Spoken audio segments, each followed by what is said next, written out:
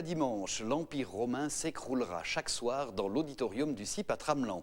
La théâtrale de Tramelan et les compagnons de la tour de Saint-Imier y joueront la pièce de Friedrich Dürrenmatt, Romulus le Grand, dans une mise en scène d'André Schafter. Sonia Chèvre est allée assister pour nous à la dernière répétition avant les 3 coups qui retentiront ce soir. Le père de la patrie, je suis peut-être le dernier empereur de Rome. Et pour cette raison déjà, j'occupe une place un peu désolante dans l'histoire. Après avoir interprété avec succès La visite de la vieille dame de Friedrich Dürrenmatt en 2003, les troupes de Tramelan et de Saint-Imier ont décidé de renouveler leur collaboration.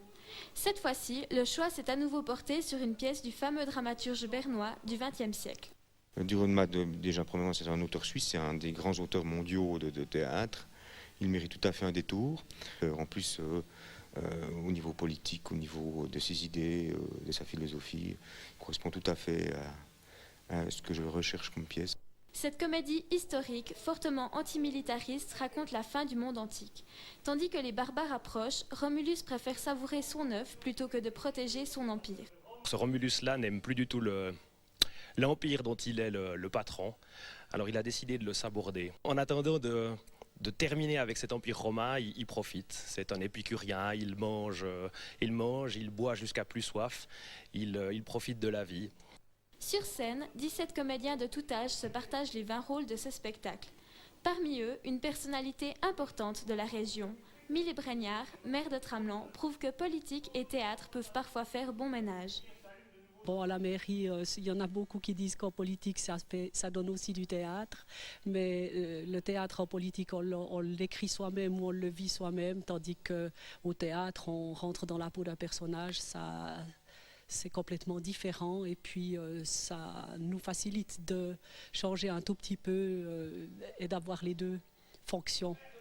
La théâtrale de Tramelan et les compagnons de la tour espèrent bien égaler le succès de leur dernière pièce commune. Romulus le Grand sera présenté ce soir, jeudi, vendredi et samedi à 20h30, ainsi que dimanche à 17h. Les représentations ont toutes lieu à l'auditorium du CIP de Tramelan. Depuis que je suis en prof, je dors toujours.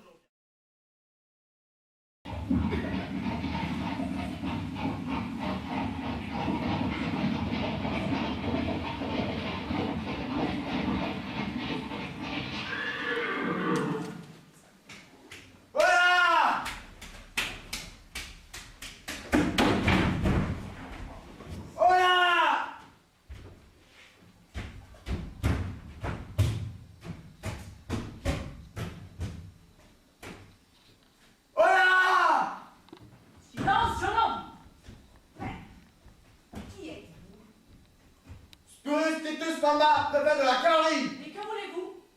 Je dois parler à l'empereur. Vous êtes annoncé. Pas le temps pour les formalités. J'apporte de mauvaises nouvelles de Paris.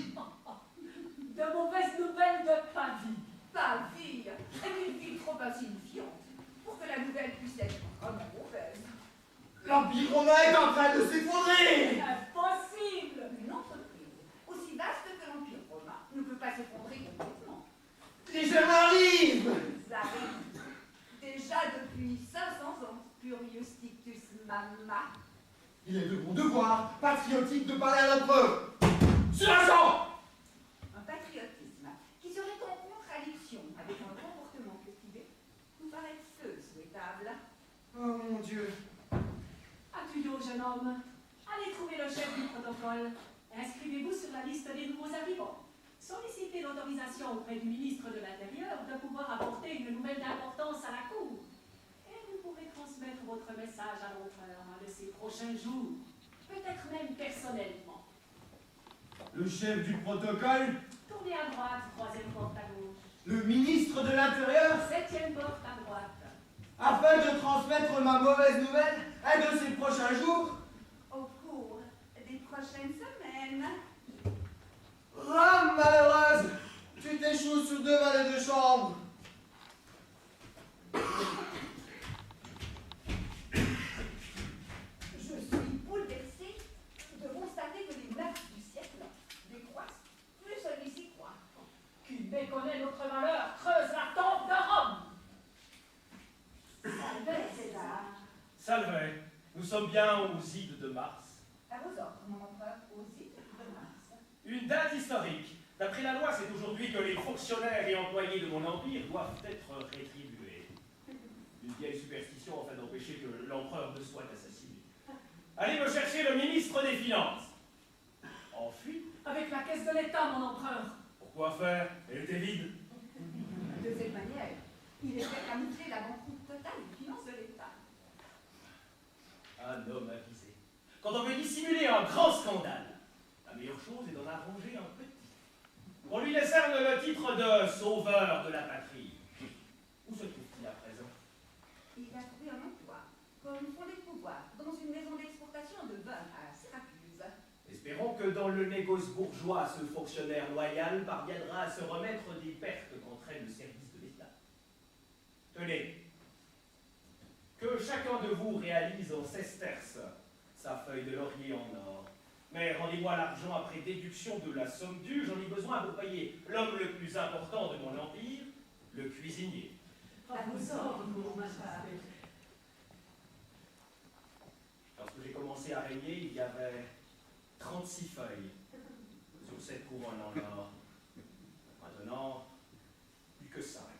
La collation matinale. Le petit déjeuner. La collation matinale, c'est moi qui décide ce qui est du latin classique dans ma maison. Auguste n'a rien pondu. Rien, mon empereur. Tibère, Les Juliens, rien. les Flaviens. Domitien, mais votre majesté désire formellement ne pas goûter de ses yeux. Domitien était un mauvais empereur, qu'il ponde des œufs autant qu'il voudra, je n'y toucherai pas. Vos ordres, mon empereur. De qui provient cet œuf? Et comme d'habitude, de Marc Aurèle. Une bonne poule. Les autres empereurs ne valent rien. Quelqu'un d'autre a-t-il pondu sinon? Odoacre. Tiens donc, 2 œufs. c'est énorme. Et mon général Oreste qui doit vaincre ce prince de Don? Rien. Rien. Je n'ai jamais eu une autre opinion de lui. Je veux le voir ce soir, sur ma table, farci de châtaigne. Très bien, majesté. Au sujet de la poule qui porte mon nom, tu n'as rien à me dire? C'est l'animal le plus noble et le plus doué que nous possédions. Un produit de pointe de l'agriculture romaine. Pond-il ce noble animal? Presque, majesté. Presque? Ouais, qu'est-ce à dire, une poule pond? Ou bien elle ne pond pas? Pas encore, majesté. Donc, pas du tout. Les bons à rien sont bons pour la casserole, en même temps que moi et Caracalla, le cuisinier préparera aussi au dehors. Caracalla, vous l'avez mangé avant-hier, majesté, en même temps que Philippus Arax, avec des asperges. Alors qu'il prenne mon prédécesseur, Julius Nepus. Lui non plus, elle était bon à rien. Et à l'avenir, je veux trouver sur ma table matinale les œufs de la poule d'Odoacre, qui a toute ma sympathie. Il doit s'agir là d'un talent étonnant. Il faut prendre des Germains ce qu'ils produisent de bon, puisque déjà ils arrivent. Majesté, Que veux-tu de ton empereur, Tullius Rotondus? c'est horrifiant, c'est épouvantable. Je sais, mon cher ministre de l'Intérieur, voilà 2 ans que je ne t'ai pas payé le traitement, et aujourd'hui, alors que je voulais le faire, le ministre des Finances est enfui avec la caisse de l'État. Notre situation est tellement catastrophique que personne ne pense à l'argent, mon empereur. Une fois de plus, j'ai donc eu de la chance. Le préfet Spurius Titus Mama a galopé pendant 2 jours et 2 nuits pour apporter de funestes nouvelles de Paris à votre majesté. 2 jours et 2 nuits, c'est considérable qu'on la double pour cet exploitement. Je vais introduire sur le champ le chevalier Spurius Titus Mama devant votre majesté. Mais n'est-il pas fatigué, ministre de l'Intérieur? Ah, il est au bord de l'effondrement, physique et psychique. Alors conduis-le dans la chambre d'hôte la plus calme de ma maison, Tullius Rotondus. Les sportifs, eux aussi, doivent dormir. Mais la funeste nouvelle, majesté. Justement, même la pire des nouvelles sonne encore à peu près agréablement quand elles sortent de la bouche d'un homme bélier, bien reposé, rasé de frais, et qui vient de bien manger. Ils reviennent demain. Majesté, il s'agit d'une nouvelle qui bouleverse le monde. Jamais les nouvelles ne bouleversent le monde. Ce sont les faits qui s'en chargent.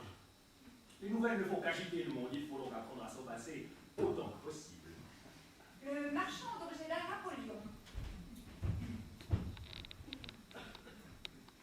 Majesté, Il y a 3 semaines que je t'attends, marchand d'art Napoléon.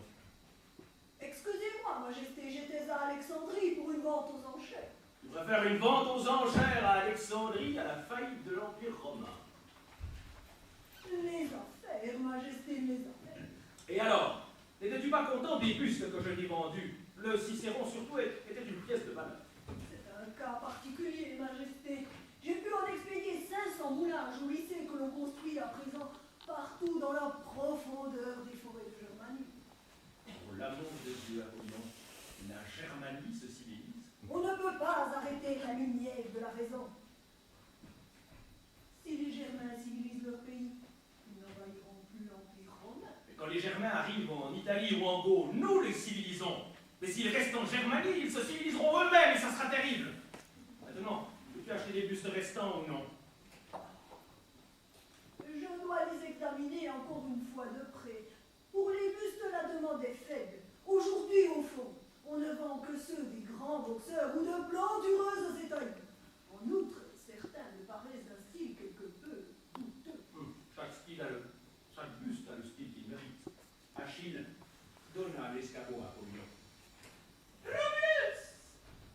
Chère femme, Si à cet instant, au moins, tu ne déjeunais pas. comme tu voudras, ma Julia. Je suis en grand souci, Romulus. Aelius, le chef du protocole, m'a fait comprendre qu'une effroyable nouvelle nous est parvenue. Bien que je ne fasse pas vraiment confiance à Aelius, car c'est un Germain qui s'appelle en vérité Ébi. Aelius est la seule personne qui parle couramment les 5 langues mondiales. Latin, grec, germain, hébreu et chinois. Même si je dois avouer que germain et chinois me semblent être une seule et même chose. Mais quoi qu'il en soit, Aelius est cultivé comme aucun romain ne peut l'être. Tu es franchement germanophile, Romulus. Penses-tu? Je suis loin de les aimer autant que j'aime mes poules. Romulus! Hiram, tiens le couvert de ma femme et le premier œuf d'Odoacre. Je te prie de penser à mon cœur malade. Voilà pourquoi tu dois t'asseoir et manger. Maintenant, vas-tu enfin me communiquer l'effroyable nouvelle? Je ne la connais pas, le messager qui l'a apporté est en train de dormir. Alors demande à son réveil immédiatement, Romulus. Pense à ton cœur, chère femme. En tant que mère de la patrie, En tant que père de la patrie, je suis peut-être le dernier empereur de Rome. Et pour cette raison, déjà, on me jugera de toute façon avec sévérité. Il y a juste une gloire dont je ne me départirai pas. On ne pourra pas dire de moi que j'ai jamais troublé inutilement le sommeil d'un être humain. Bonjour, père. Bonjour, ma fille. Bien dormi? Depuis que je suis empereur, je dors toujours bien. Biram, serre le couvert de la princesse et le deuxième œuf de Odoacre. Oh, Odoacre a pondu à le deuxième œuf. Un Germain comme lui pond toujours. Veux-tu du jambon? Non. Du rôti froid? Non. Un petit poisson? Pas plus. Un asperge? Non, père. Depuis que tu prends des leçons d'art dramatique chez l'acteur Philax, tu n'as plus d'appétit. Qu'est-ce que tu étudies? La complainte d'Antigone. Avant qu'elle ne se donne la mort. Et tu dis pas ce vieux texte sinistre. Travaille la comédie, cela nous convient beaucoup mieux. Romulus, tu sais fort bien que cela ne sied pas à une jeune fille dont le fiancé se consume depuis 3 ans en captivité chez les Germains. Calme-toi, femme. Quand on est aux abois comme nous tous, on ne comprend plus que les comédies. Le ministre de la guerre Marès sollicite un entretien avec Sa Majesté. C'est tout de même curieux que le ministre de la guerre s'annonce toujours quand je parle de littérature. Ils reviennent après la collation. Fais savoir au ministre de la guerre que la famille impériale se réjouit de voir Achille. Tu es de nouveau exagérément martial, chère femme. Majesté! C'est étrange comme les courtisans sont pâles aujourd'hui. Cela m'a déjà frappé chez le ministre de l'Intérieur. Que veux-tu, Marès? En tant que ministre responsable du déroulement de la guerre contre la Germanie, je me vois dans l'obligation d'inviter votre Majesté à recevoir sans délai le préfet de la cavalerie, Spurius Titus Mamma. Comment? Le sportif ne dort-il toujours pas? Il est indigne d'un soldat de dormir quand il sait son empereur en péril. Je sens du devoir de mes officiers finit par m'accommoder. Romulus! Julia, chérie. Tu vas recevoir ce Spurius Titus Mamma immédiatement! Inutile, femme. À l'instant même, Biram me rapporte qu'Odoacre vient de pondre un 3e enfant. Romulus, ton royaume vacille. Tes soldats se sacrifient. Toi, tu parles sans cesse de tes volatiles.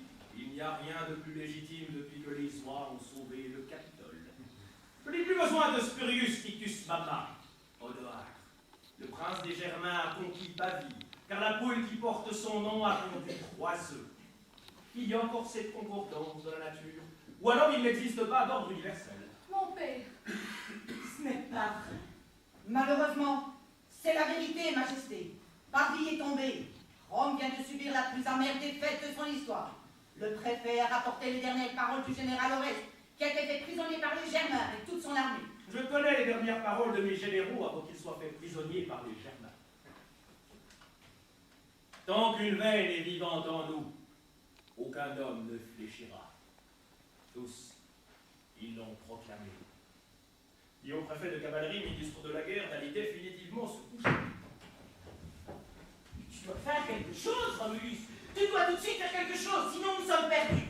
Cet après-midi, j'ai envie de projeter une proclamation à mes soldats. Tes légions ont passé jusqu'au dernier homme aux Germains. Alors je vais nommer Marès maréchal de l'Empire. Marès est un imbécile. C'est exact, mais de nos jours, aucune personne sensée n'aurait pu l'idée de devenir ministre de la guerre de l'Empire romain. Je vais publier un communiqué sur mon bon état de santé. Mais cela ne sert à rien. Tu ne peux vraiment pas me demander plus que de gouverner, chère femme. Pour cet Ovide, j'offre 3 pièces d'or, Majesté. 4. Ovide était un grand poète. Qui est cet homme, Romulus? C'est le marchand d'objets d'art Apollon de Syracuse à qui je vends mes bus. Tu ne peux tout de même pas brader les illustres poètes, penseurs et hommes d'État du glorieux passé. Nous soldons. Rappelle-toi que ces bustes représentent tout ce que mon père Valentinianus t'a légué. Et puis, il y a encore toi, chère femme. Je n'y tiens tout simplement. Réa, Je vais travailler en tu vois, même ta fille ne te comprend plus. Cela vient simplement des leçons d'art dramatique. 3 pièces d'or et 6 sesterces, c'est ma dernière offre, Majesté. Prends encore quelques bustes et puis nous ferons les comptes en gros. Majesté, Que veux-tu encore, Tullius Rotondus? Zénon, l'Isorien, empereur de la Rome byzantine, demande asile. Zénon l'Isorien. Lui non plus n'est-il plus en sécurité dans son Constantinople? Plus personne n'est en sûreté dans ce monde. Et où est-il? Dans l'antichambre. Il a amené ses chambellans, Sulfurides et Phosphoridos. Ce sont les seuls qui ont réussi à s'enfuir avec lui. Si Sulfurides et Phosphoridos restent à l'extérieur, Zénon peut entrer. Les chambellans byzantins sont trop cérémonieux à mon goût. Très bien, Majesté. Je te salue, noble frère impérial. Je te salue. Je te salue, noble sœur impériale. je te salue, noble frère impérial. À l'aide, je crie. Moi, je n'insiste pas pour que tu récites les vers sans doute nombreux que prescrit le cérémonial byzantin à un empereur venant demander asile, cher Zénon. Je ne pouvais pas tuer mes chambellans. Je ne les ai même pas laissés entrer. Rien. Exceptionnellement, aujourd'hui, je ne réciterai donc pas la formule prescrite. Je suis épuisée. Depuis que j'ai quitté Constantinople, j'ai été obligée de réciter environ 3 fois par jour les innombrables vers du à l'aide. Je crie devant les personnalités politiques les plus diverses. Ma voix est rude. Assieds-toi. Merci beaucoup. Majesté! Majesté! Les chambellans ont même fini par s'introduire. Majesté! Majesté!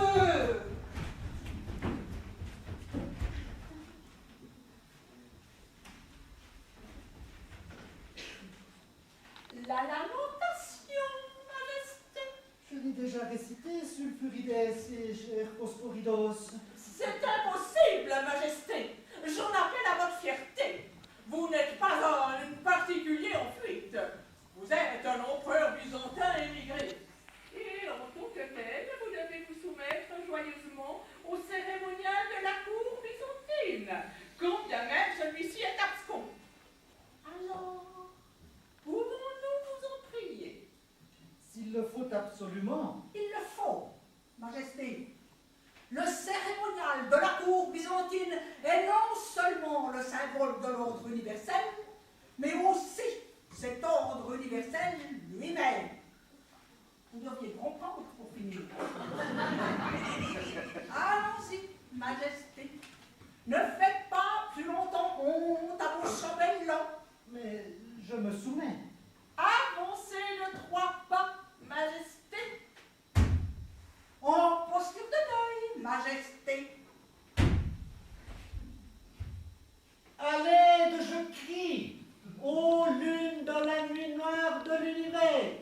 C'est en cherchant de l'aide. C'est en cherchant miséricorde. C'est en cherchant miséricorde que je m'approche de toi, que la lune... Le Maïs! soleil, mon empereur. Jette les deux chambellans à la porte et enferme-les dans le poulailler. Très bien, mon empereur.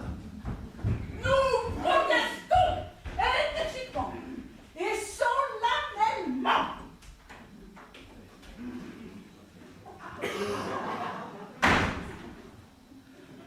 Dieu merci, voilà les chambellans sortis. Pour y arriver, j'ai fait appel à la moitié de mon armée restante. Je suis comme enseveli, enterré sous un amoncellement de formules et de règles quand ils sont auprès de moi. Je dois me mouvoir dans le bon style, parler avec style, manger et boire avec style. Je n'y tiens plus à force de style.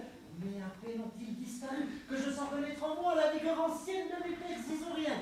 L'ancienne foi inébranlable comme un roc. Ton poulailler est bien solidement grillagé. Du petit fier. Hiram, serre un couvert pour Zénon et un œuf. Nous n'avons plus que l'œuf de Domitien. En l'occurrence, il convient tout à fait. Au fond, nous sommes en guerre depuis 7 ans. Seule la menace germanique qui nous est commune a empêché des combats majeurs entre nos armées. Une guerre? Mais je ne suis pas du tout au courant. Je t'ai pourtant pris la Dalmatie. Parce qu'elle m'a déjà appartenu. Tu l'avais attribué lors du dernier partage de l'Empire. Entre nous autres empereurs, soit dit, il y a longtemps que je ne m'y retrouve plus en politique mondiale. Pourquoi as-tu dû quitter Constantinople? Verina, ma belle-mère s'est alliée avec les Germains et m'a chassé. C'est curieux alors que tu étais au mieux avec les Germains. Romulus. Tu avais conclu une alliance avec eux contre ton propre fils. Romulus. Les Germains submergent nos empires. Les tigres ont plus ou moins cédé. Plus question d'agir chacun pour soi. Nous ne pouvons pas nous permettre le luxe de suspicion mesquine entre nos deux empires. À présent, il nous faut sauver notre culture. Pourquoi? La culture est-elle quelque chose que l'on puisse sauver? Romulus.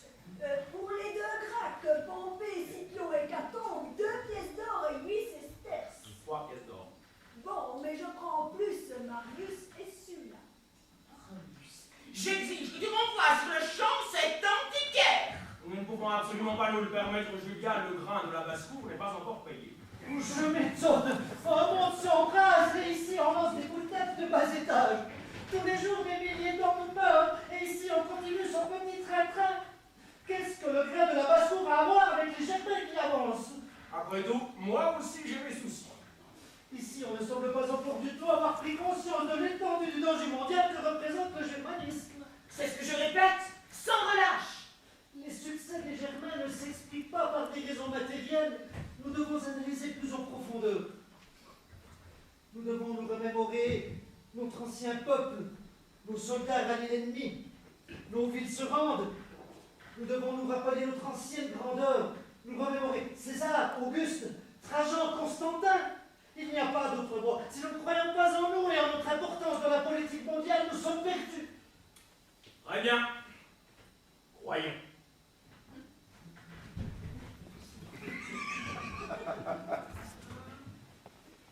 Tu crois? Dur comme fer. À notre ancienne grandeur? À notre ancienne grandeur. À notre mission historique? À notre mission historique. Et toi, impératrice Julien? J'y ai toujours cru. Une sensation grandiose, n'est-ce pas? On sent véritablement le souffle positif qui tout à coup traverse ces pièces. D'ailleurs, il était grand temps.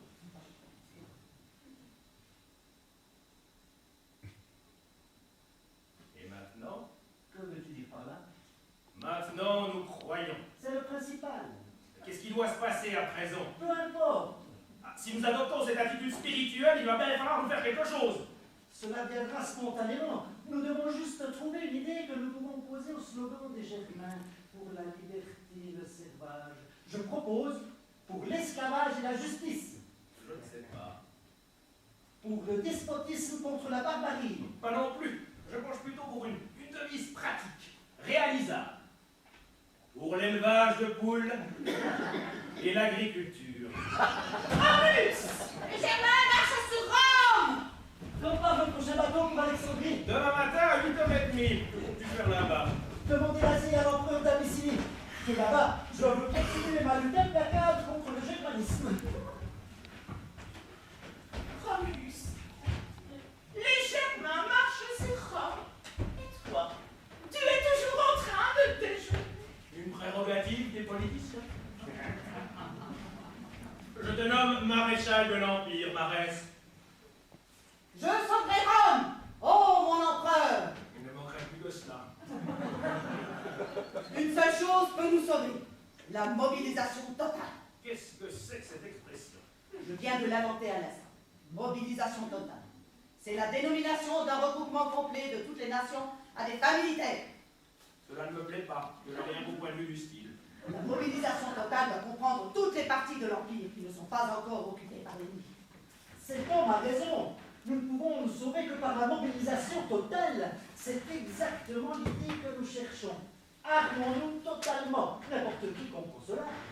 La guerre est un crime depuis l'invention du gourdin Téchat. Et si nous introduisons maintenant la mobilisation totale, elle devient une absurdité. Je mets à ta disposition les 50 hommes de ma garde prétorienne, maréchal de l'Empire. Majesté, les 50 hommes ont déserté depuis longtemps. Alors passe-toi deux, maréchal de l'Empire. Majesté, Odoac dispose d'une armée de 100 000 Germains bien équipés. Et à moi, il ne me reste plus que mon adjudant. Plus un général est grand, moins il lui faut de trop. Oh. Jamais un général romain n'a été insulté de manière plus cuisante. Pour tous, fourbi, j'offre 10 pièces d'or, majesté. Je préférerais tout de même que tu parles plus respectueusement du glorieux passé de Rome, Napoléon. Le mot fourbi ne vise que la valeur marchande des antiquités et ne constitue pas un jugement historique. Tu dois me payer les 10 pièces d'or immédiatement. Comme d'habitude, majesté.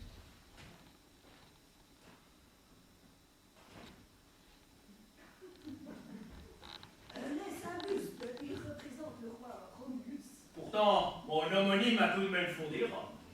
Œuvre de l'élève, voilà pourquoi il s'effrite déjà. Tu ne vas pas encore présenter à ce monsieur, Romulus?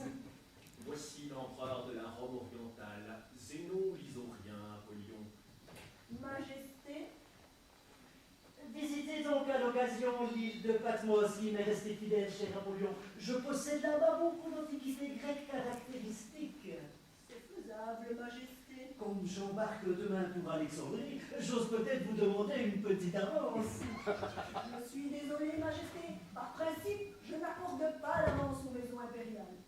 L'époque est turbulente, les institutions politiques peu stables. L'engouement du public ne va plus aux antiquités, mais à l'artisanat germanique. L'art des primitifs est considéré comme un sommet. C'est horrible, mais le goût ne se discute pas. J'ai l'honneur de prendre congé de vos majestés. Je suis désolé, Apollyon, que tu sois tombé en plein dans l'effondrement général de mon empire. Oh, je vous en prie, majesté, en tant qu'antiquaire, j'en prie. Pour les bustes qui sont maintenant alignés le long des murs, j'enverrai quelques portefaix. Je ne sais pas, Romulus. Il y a des années qu'on ne me fait plus crédit. Plus ça va, et plus je me rends compte que nous avons choisi un métier terriblement peu lucratif. Majesté, Le sportif dort-il enfin, Tullius Rotondus? il ne s'agit pas de Spurius Titus Mama. Il s'agit de César Rouf, Je ne le connais pas. une personnalité importante. Il a écrit une lettre à votre majesté. Depuis que je suis empereur, je ne lis plus de lettres. Qu'est-ce qu'il est? Fabricant de pantalons. Il confectionne ces vêtements germaniques que l'on enfile sur les jambes et qui viennent à la mode chez nous aussi. Est-il riche, ministre de l'Intérieur? Immensément. Enfin, un homme raisonnable. Tu vas immédiatement recevoir ce César Rouf, Romulus. Mon instinct infaillible me dit qu'il va le sauver. Fais entrer le fabricant de pantalons.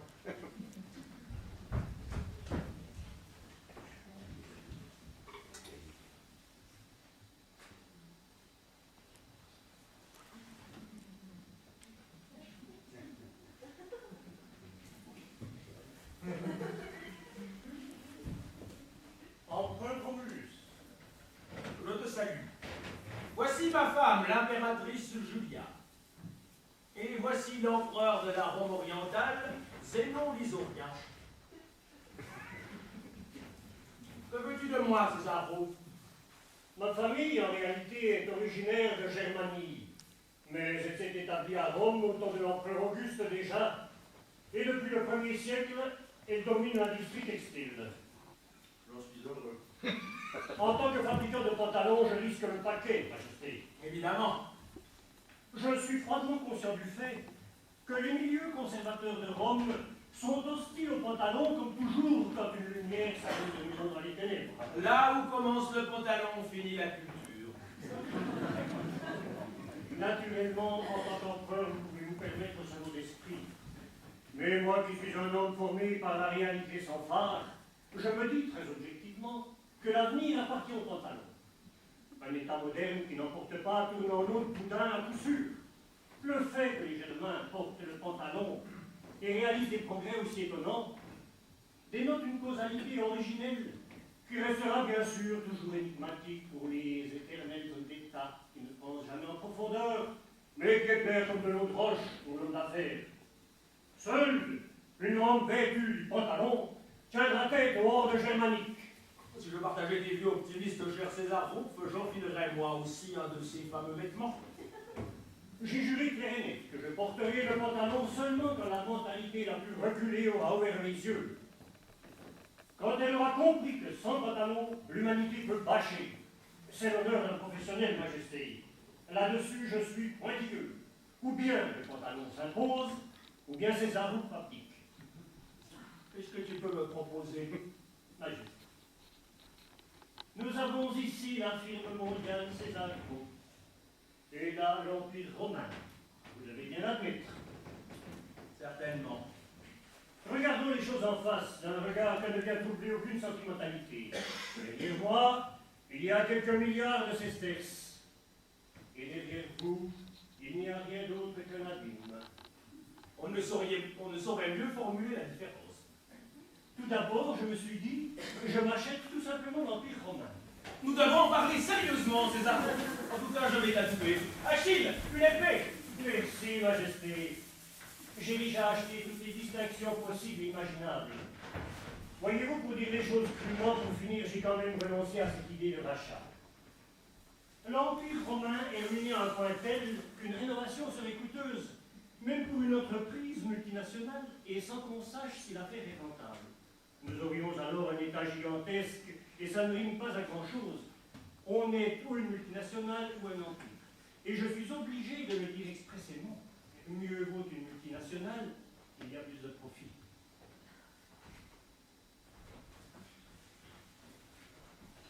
Je suis contre un rachat, empereur Romulus, mais je ne m'oppose pas à une liaison. Et comment vois-tu une association entre l'Empire et ton entreprise? Purement organique. En tant qu'homme d'affaires, d'ailleurs, je n'accepte que ce qui est organique. Que ta pensée soit organique, sinon c'est la faillite. C'est ma devise. Pour commencer, nous mettons les Germains à la porte. C'est précisément ce qui risque de s'avérer difficile. Un négociant de format mondial ignore le mot difficulté, à condition de disposer de la monnaie nécessaire. À ma demande, Odoacre s'est déclaré d'accord, par écrit, de se retirer de l'Italie pour une somme de 10 millions. Odoacre. Le chef des armées germaniques. C'est curieux, je croyais que lui, précisément, on ne pouvait pas l'acheter. Majesté, aujourd'hui on peut tous les acheter. Et que désires-tu en échange de cette aide, César Rouf? Si je paie les 10 millions, et si j'investis en plus quelques petits millions dans l'Empire, qui surnage de justesse au lieu de plonger, comme le ferait tout État saint, je mets comme condition, hormis que le port du pantalon soit déclaré obligatoire, d'épouser votre fille Réa. Car il est clair comme de l'eau de roche, ainsi seulement, nous pourrons cimenter organiquement cette liaison. Ma fille est fiancée à un patricien appauvri qui se consume depuis 3 ans en captivité germanique. Comme vous le voyez, Majesté, je suis d'une froide objectivité. vérité. Vous êtes obligé de m'avouer sans ciller que l'Empire romain ne peut être sauvé que par l'union avec une entreprise expérimentée. Sinon, les Germains débarqueront, pas de loi, fracassant, eux qui sont déjà à l'affût devant Rome. Vous me donnerez votre réponse cet après-midi. Si c'est non, j'épouse la fille de Doacre. L'entreprise Loop doit songer à un héritier.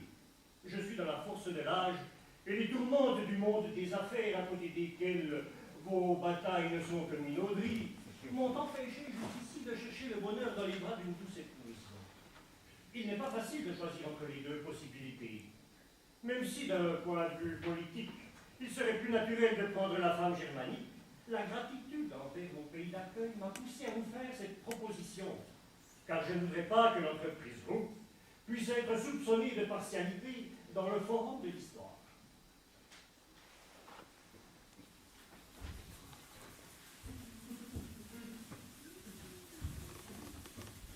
Romulus, tu vas immédiatement parler à Réa. De quoi dois-je discuter avec Réa, cette femme? Elle va immédiatement épouser sur César.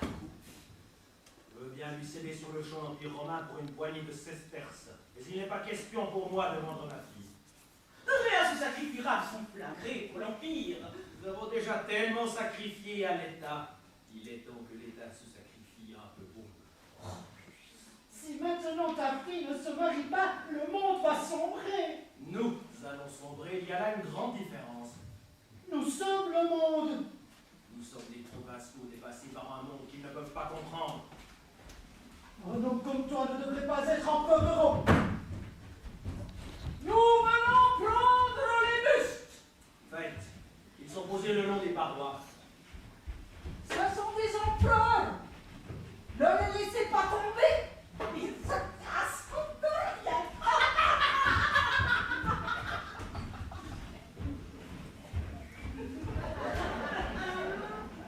Romulus!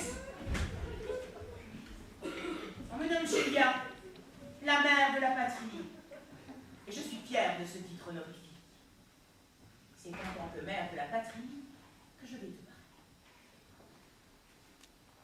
Tu déjeunes à longueur de journée. Tu n'as d'intérêt que pour tes. Tu ne reçois pas le messager, tu refuses la mobilisation du pays, tu ne te portes pas devant l'ennemi, et tu ne veux pas accorder la main de ta fille à celui qui seul peut nous sauver. Mais que veux-tu à la fin? Je ne voudrais pas déranger le cours de l'histoire, cher Julia. Alors, j'ai honte d'être ta femme.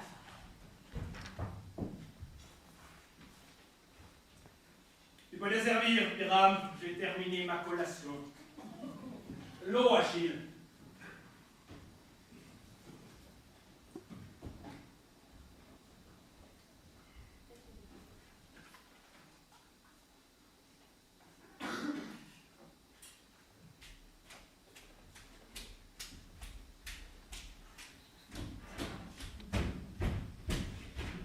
Mon empereur, Qui es-tu?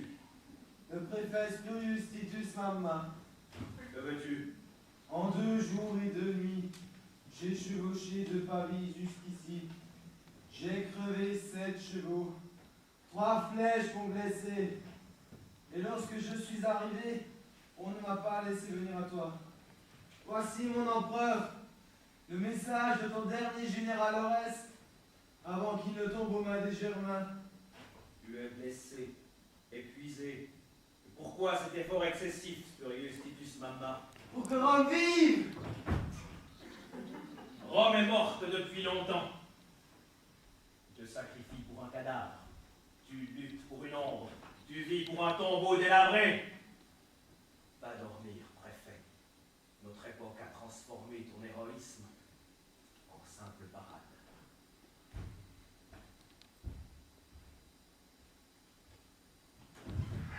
Rome est gouvernée par un empereur infâme!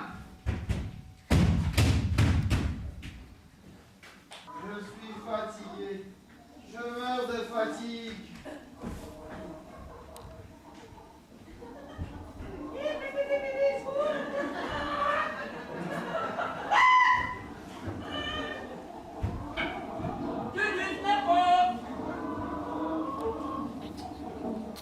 Montez!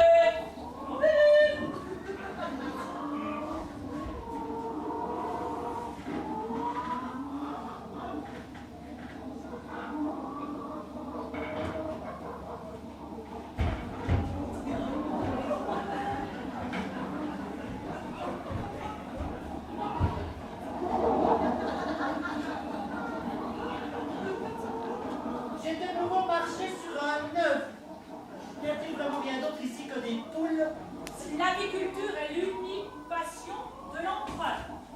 Les Germains sont à Rome! Les Germains sont à Rome! Encore une nouvelle catastrophe.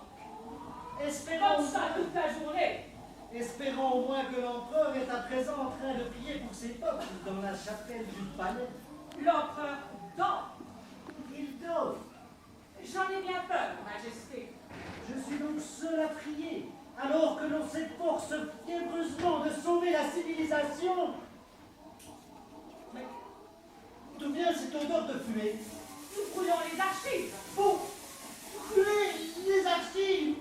Les précieux documents établissant l'art romain de gouverner ne doivent en aucun cas tomber aux mains des Germains. Et les moyens financièrement pour les évacuer. Et alors on brûle tout simplement les archives, comme s'il n'y avait pas de foi en la victoire finale du bien. Décidément, il n'y a plus rien à faire pour votre Rome occidentale. Elle est pourrie jusqu'à la moelle. Pas d'élan, pas de cran. Oh, encore un œuf. Les chambellans ont même fini par s'introduire. Maintenant, nous allons répéter la lamentation. Nous en avons grand besoin. Je vous en prie, ces noms ne sont rien. À l'aide, je crie, ô soleil, ô lune dans la nuit noire de l'univers. C'est en cherchant miséricorde que je m'approche de toi, que la lune... Le soleil, oh, commandeur.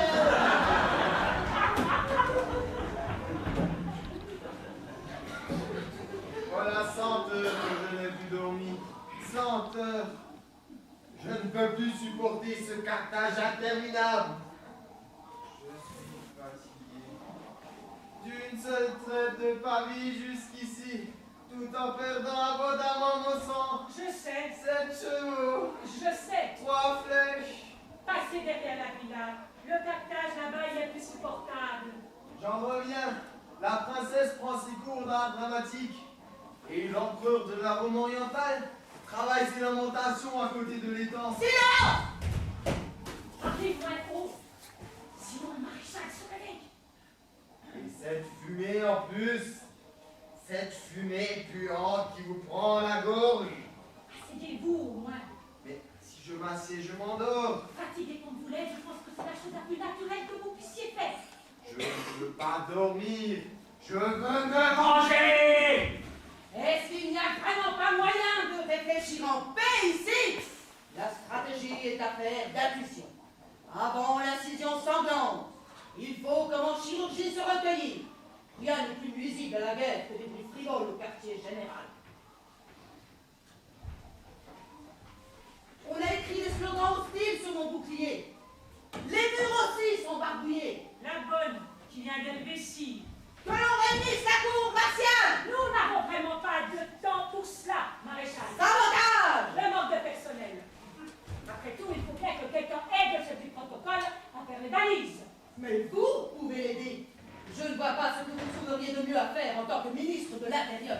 Je dois créer les bases légales du transfert de résidence en Sicile. Je ne me laisserai pas troubler par votre défaitisme. La situation stratégique est de rendeur plus favorable. Elle s'améliore de défaite en défaite. Plus les Germains s'aventurent vers l'extrémité de la péninsule, plus ils s'enfoncent dans un cul-de-sac. Et depuis la Sicile et la Corse, nous pourrons facilement les renverser cul par-dessus tête. Commencez par renverser l'empereur. Nous ne pouvons pas perdre. Les Germains n'ont pas de flotte. Nous sommes donc inattaquables dans nos îles. Nous n'avons pas de flotte non plus. À quoi nous serviront les îles? Les Germains de leur côté seront inattaquables en Italie. Eh bien, nous allons en construire une. Construire une flotte? L'État est en faillite. Ah, nous nous occuperons de cela plus tard. Dans l'immédiat, le premier problème est de savoir comment nous parviendrons en Sicile. Je vais commander un 3-mâts. Un 3-mâts, nous ne pouvons pas nous le permettre. Ils sont hors de prix. Dénichez un brique. Ça y est, me voilà dégradé au rang de courtier maritime. Un Germain m'a donné à Orion. Ah, je sais. Cette cheveux se serait effondrée sous moi. Vous le racontez sans cesse. Je suis tellement fatigué. Ah, j'espère seulement qu'en Sicile, nous trouverons une villa au loyer inabordable.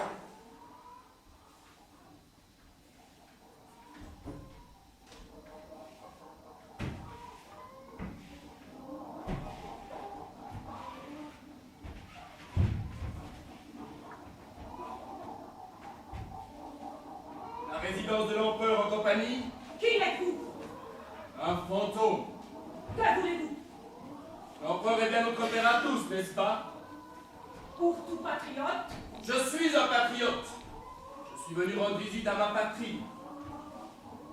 Un poulailler sale, une villa souillée, une chancellerie, au-dessus de l'étang, une Vénus rongée par les années, du bière, de la mousse, partout des œufs cachés sous la mauvaise herbe. J'en ai déjà trouvé plusieurs sous mes semelles, et quelque part sans doute, un empereur qui rompt. Émius! Émius! Quelqu'un a-t-il vu Émius, le chef du protocole? La mère de la patrie. Ne s'occupe-t-il pas à faire des valises, Majesté? Il a disparu depuis ce matin. Alors il s'est déjà enfui. C'est typiquement germanique. En fait, ce sont les Romains qui s'enfuient. Vous êtes le ministre de l'Intérieur, Tullius Rotondus? Vous me connaissez? Nous avons souvent dîné ensemble, Tullius Rotondus. Souvent par les nuits d'été. Je ne me souviens pas. Comment le pourriez-vous? Entre-temps, un empire mondial s'est effondré. Je suis fatigué. Je suis mort de fatigue. Je vois. Vous revenez du front et vous êtes un brave. Vous avez versé votre sang pour la patrie. Puis-je faire quelque chose pour vous? Pouvez-vous faire quelque chose contre les Germains? Pour le moment, personne ne peut leur faire face. Notre résistance est conçue à long terme. Tout est à point pour qui sait attendre. Vous ne pouvez donc rien faire pour moi. Où devons-nous aller avec les bagages de l'impératrice? Descendez à Naples. Les temps sont durs. L'époque tragique. Néanmoins, une construction juridique aussi parfaitement organisée que l'Empire romain se montre même les crises les plus graves en vertu de ses valeurs intrinsèques. Notre culture supérieure vaincra les Germains. Je suis incroyablement fatigué. Aimez-vous Horace? Votre style est-il le plus beau d'Italie? Je suis juriste. J'ai aimé Horace. Mon style était le plus beau d'Italie. Vous êtes poète? J'étais un homme hautement cultivé. Alors, remettez-vous à écrire. Remettez-vous à composer. L'esprit vaincra la chair. Là d'où je viens, les carnations vainquent l'esprit. Regardez, citoyens de ma patrie, sur mon dernier chemin, je m'avance et je vois mon dernier soleil, puis jamais. Je ne peux pas entendre réciter des classiques plus longtemps. Sinon, je m'endors sur le champ. Plus tragique, princesse, plus cadencé, tout comme un cri qui naît au fond de vous-même. Plus animé où personne ne se laissera émouvoir par ces guerres mortelles. On sent encore que vous n'avez pas une vision exacte de la mort. Vous parlez de lui comme une abstraction. Vous ne l'avez pas vécu dans votre cœur. Pour vous, il est resté littérature. Il n'est pas devenu réalité. C'est dommage, c'est déplorable. Écoutez-moi bien. L'Achéron sera mon époux. L'Achéron sera mon époux. Qui es-tu? Je suis ce qui reste quand on va là où je suis allé. Qui es-tu? Je suis Réa, la fille de l'empereur. Réa, la fille de l'empereur. Je ne t'avais pas reconnue. Tu es belle, et j'avais oublié ton visage. Nous nous connaissions. Je crois m'en souvenir. Viens-tu de Ravel? Est-ce que nous avons joué ensemble quand nous étions enfants? Nous avons joué ensemble quand j'étais encore un homme. Tu ne veux pas me dire ton nom? Mon nom est inscrit dans ma main gauche. Alors donne-moi cette main. Elle est épouvantable, ta main. Veux-tu que je la retire? Je ne veux plus la regarder. Ne saura donc jamais qui je suis. Donne-moi ta main.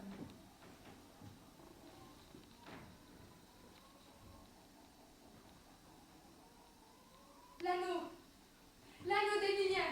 L'anneau de ton fiancé. Il est mort. Il a crevé.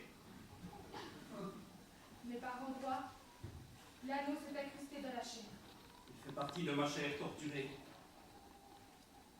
Émilien? Tu es Émilien? Je l'étais. Je ne te reconnais plus, Émilien. Tu ne me reconnaîtras jamais plus. Je reviens de captivité chez les Germains, fille de l'empereur. Je t'ai attendu pendant 3 ans. Captivité germanique. 3 ans dure une éternité. On ne devrait pas attendre un homme si longtemps. Maintenant, te voilà. Accompagne-moi dans la maison de mon père. Les Germains arrivent. Nous le savons. Alors va, prends un couteau. Que veux-tu dire, Émilien?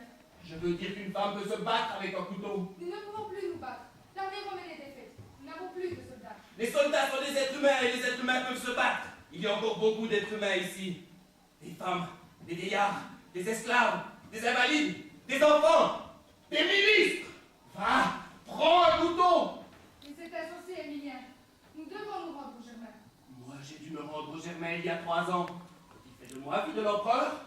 Va, prends un couteau. Je t'ai attendu pendant 3 ans. Jour après jour. Heure après heure. Maintenant, tu m'épouses. L'Achéron sera mon époux. N'as-tu pas récité ces vers? Il se réalise maintenant ces vers. Va, prends un couteau. Va, va, va. Voyons, princesse, la leçon n'est pas encore terminée.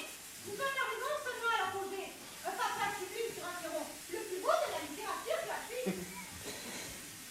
Marcus Junius Émilien, de retour de captivité germanique. Je suis ému. Alors hâtez-vous au front, sinon votre émotion est de pur luxe. Mon cher ami, vous avez sans doute vécu des heures pénibles. Et vous avez droit à notre respect. Mais n'allez pas croire pour autant que nous, en arrière, nous n'avons pas eu notre tour d'épreuve.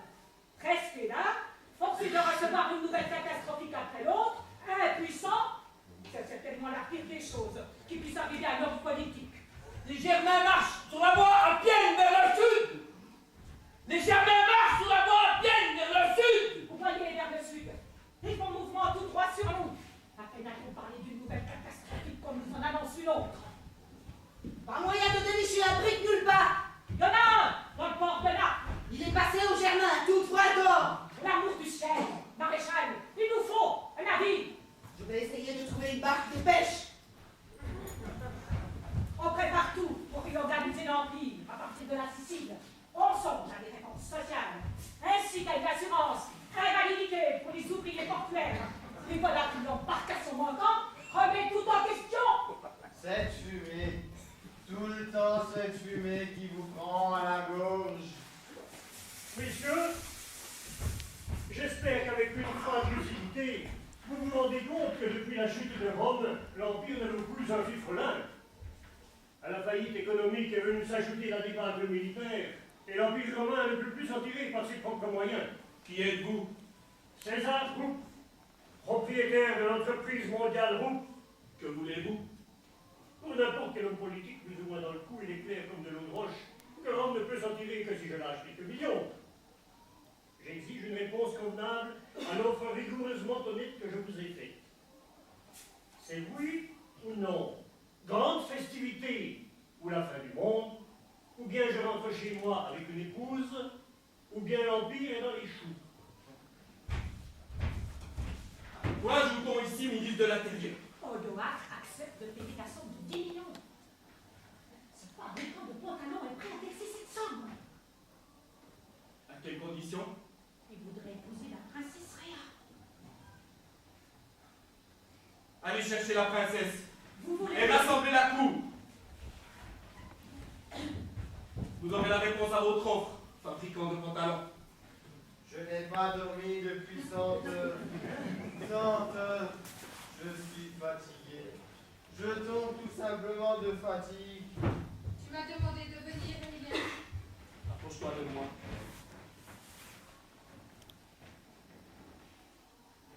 Pendant 3 ans, tu m'as attendu, fille de l'empereur. 3 ans. Jour après jour. Nuit après nuit. Heure après heure. Tu m'aimes Je t'aime. de toute ton âme. De toute mon âme. Tu ferais tout ce que j'exigerais de toi. Je ferai tout. Tu prendrais même un couteau. Je prendrai même un couteau si tu le désires. Ton formidable amour va jusque-là, fille de l'empereur. L'amour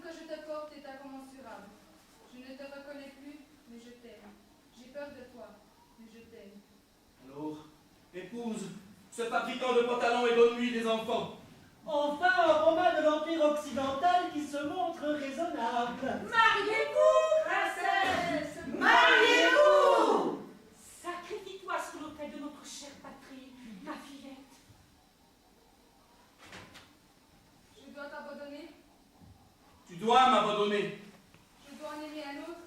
Tu dois aimer l'homme qui peut sauver ta patrie. Mais c'est toi que j'aime. C'est pourquoi je te rejette. Tu veux m'outrager comme on t'a outragé.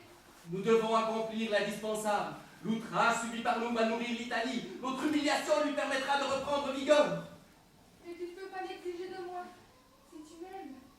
Je ne peux l'exiger de toi que parce que tu m'aimes. Tu vas obéir, fille de l'empereur. Ton amour est incommensurable. Je vais obéir. Tu seras sa femme. Je serai sa femme. Alors, donne ta main à ce fabricant de pantalons et à sa froide lucidité.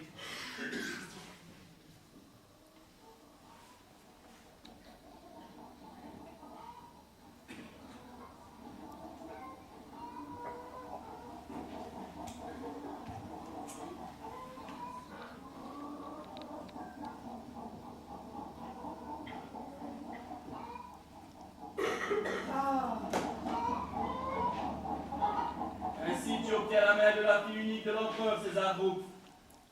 Et nous coiffons le veau d'or d'une couronne virginale digne d'un empereur. Car aujourd'hui, le proxénétisme est devenu vertu face au crime inouï qui se commet contre l'humanité. Croyez-moi, princesse, ces larmes dans mes yeux sont franches comme de l'or. Par cette union pour la vie, l'entreprise groupe parvient à un sommet que personne dans ma branche n'avait encore atteint. L'Empire est sauvé! L'Occident épargné! L'on a la délivrance, majesté! Quel jour de joie pour toi, Byzance! Ta gloire s'élève! Ton éclat s'éveut vers l'Empiré. C'est notre foi, Notre espérance, qui en un miracle la puissance! La patrie est sauvée! Cessez immédiatement de brûler les archives! L'empereur! Bienvenue, empereur de la bonne chère et de la sieste réparatrice de la chaleur du midi. Salut à toi, César de la volaille, stratège de la pompe. Salve, toi que les soldats appellent Romulus le Petit. Tu es Émilien, le fiancé de ma fille. Tu es le premier à me reconnaître, empereur Romulus. Même ta fille ne m'a pas reconnu. Ne doute pas de son amour. Ton regard ne devient perçant qu'avec l'âge. Sois le bienvenu, Émilien. Pardonne-moi, Père du monde, si je ne réponds peut-être pas à ton salut comme il est d'usage. J'ai passé trop de temps en captivité chez les Germains. Je ne m'y retrouve plus dans les coutumes de ta cour. Mais l'histoire de Rome me viendra en aide. Il y avait des empereurs à qui on en sait. Encore une belle victoire, Altesse? À d'autres. Encore un bel assassinat, Majesté? Et c'est ainsi qu'on te lancera à toi. Encore un beau somme, empereur Romulus? Tu as souffert de la faim et de la soif. Toi, tu passais à table. On t'a torturé. Ton élevage de poules prospérait. Tu es désespéré. Je me suis évadé de mon cachot en Germanie, empereur de Rome. J'ai tué les soldats qui me gardaient, assommé les chiens qui me poursuivaient. Je suis venu à pied jusqu'à toi, Altesse. J'ai parcouru toute l'immensité de ton empire, mille après mille, pas après pas. Je l'ai vu, ton empire, père du monde. Depuis que je suis en trône, je n'ai plus quitté ma résidence d'été. Parle-moi de mon empire, Émilien. Je me suis glissé à travers des villes dévastées et des villages incendiés. J'ai parcouru des forêts ravagées, des champs piétinés. Poursuis. J'ai vu des hommes morts de faim, des femmes violentées et des enfants torturés. Poursuis. J'ai entendu crier des blessés, gémir des prisonniers, les trafiquants qui faisaient bombance, les profiteurs qui hennissaient. Je ne suis pas sans savoir ce que tu me dis là. Comment pourrais-tu savoir ce que tu n'as jamais vu encore de Rome? Je peux l'imaginer, Émilien. Tenant viens dans ma maison, ma fille t'a attendu pendant toutes ces années. Je ne suis plus digne de recevoir ta fille, empereur de Rome. Tu n'es pas indigne, tu es simplement malheureux.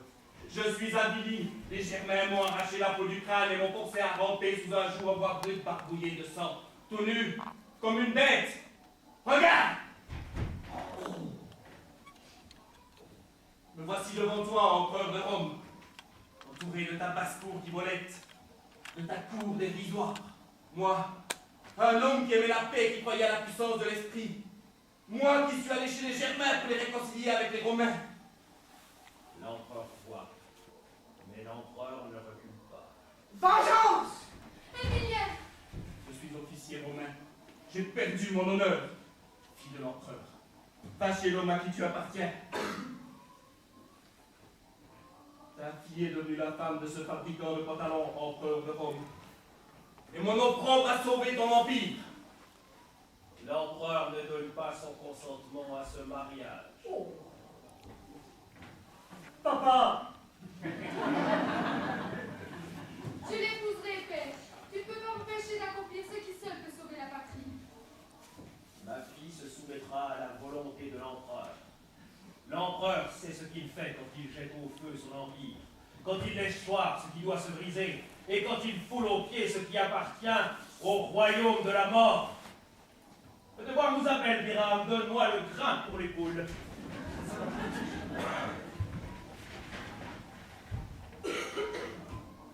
Auguste, Tibère, Adrien, Marc Aurèle, Honorat. Remettez-vous promptement à brûler les archives! Il faut se débarrasser de cette empreinte.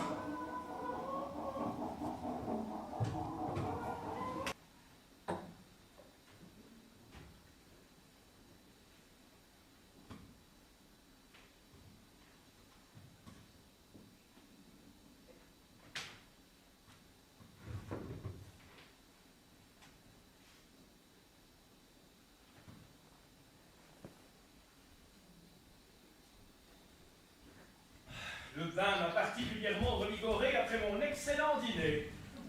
J'ai vécu une journée pathétique aujourd'hui et je n'aime pas ça. Alors rien de tel qu'un vin. Le sens du tragique me fait défaut, Achille. Votre Majesté, était-elle la toge impériale ou sa robe de chambre? Ma robe de chambre, j'ai fini de régner pour aujourd'hui. Il faudrait pourtant que votre Majesté signe encore la proclamation du peuple romain. Je le ferai demain. Apporte-moi la robe de chambre impériale, Achille. Celle-ci est vraiment trop élimée. L'impératrice a déjà emballé la robe de chambre impériale. Elle avait appartenu à son père. Ah bon, aide-moi donc à enfiler ces hardes.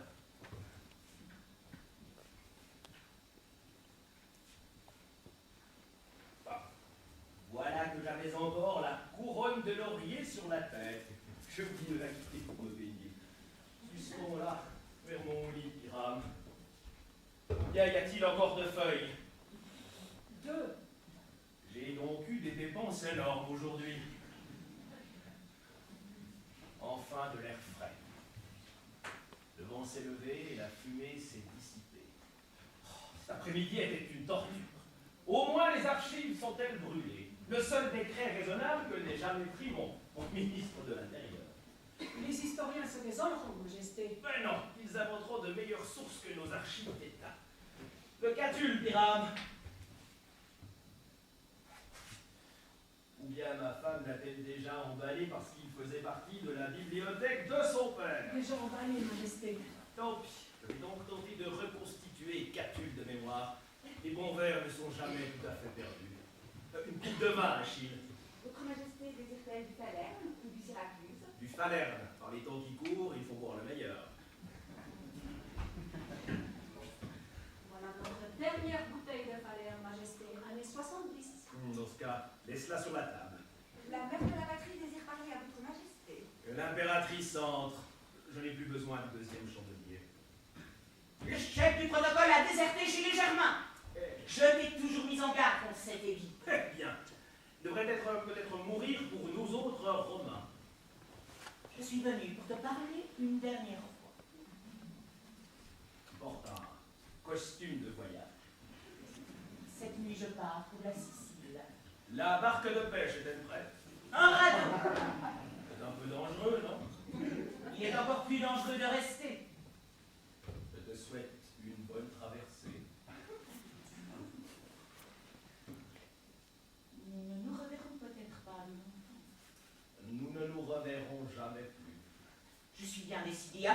en Sicile la lutte contre les Germains, à tout prix. Une résistance à tout prix est la plus grande ineptie qui puisse exister. Tu es défaitiste. Je fais simplement la part des choses.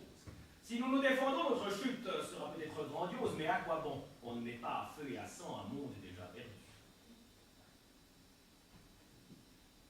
Tu n'acceptes donc pas que Réa épouse ce César Roupe? Non. Et tu refuses aussi de venir en Sicile?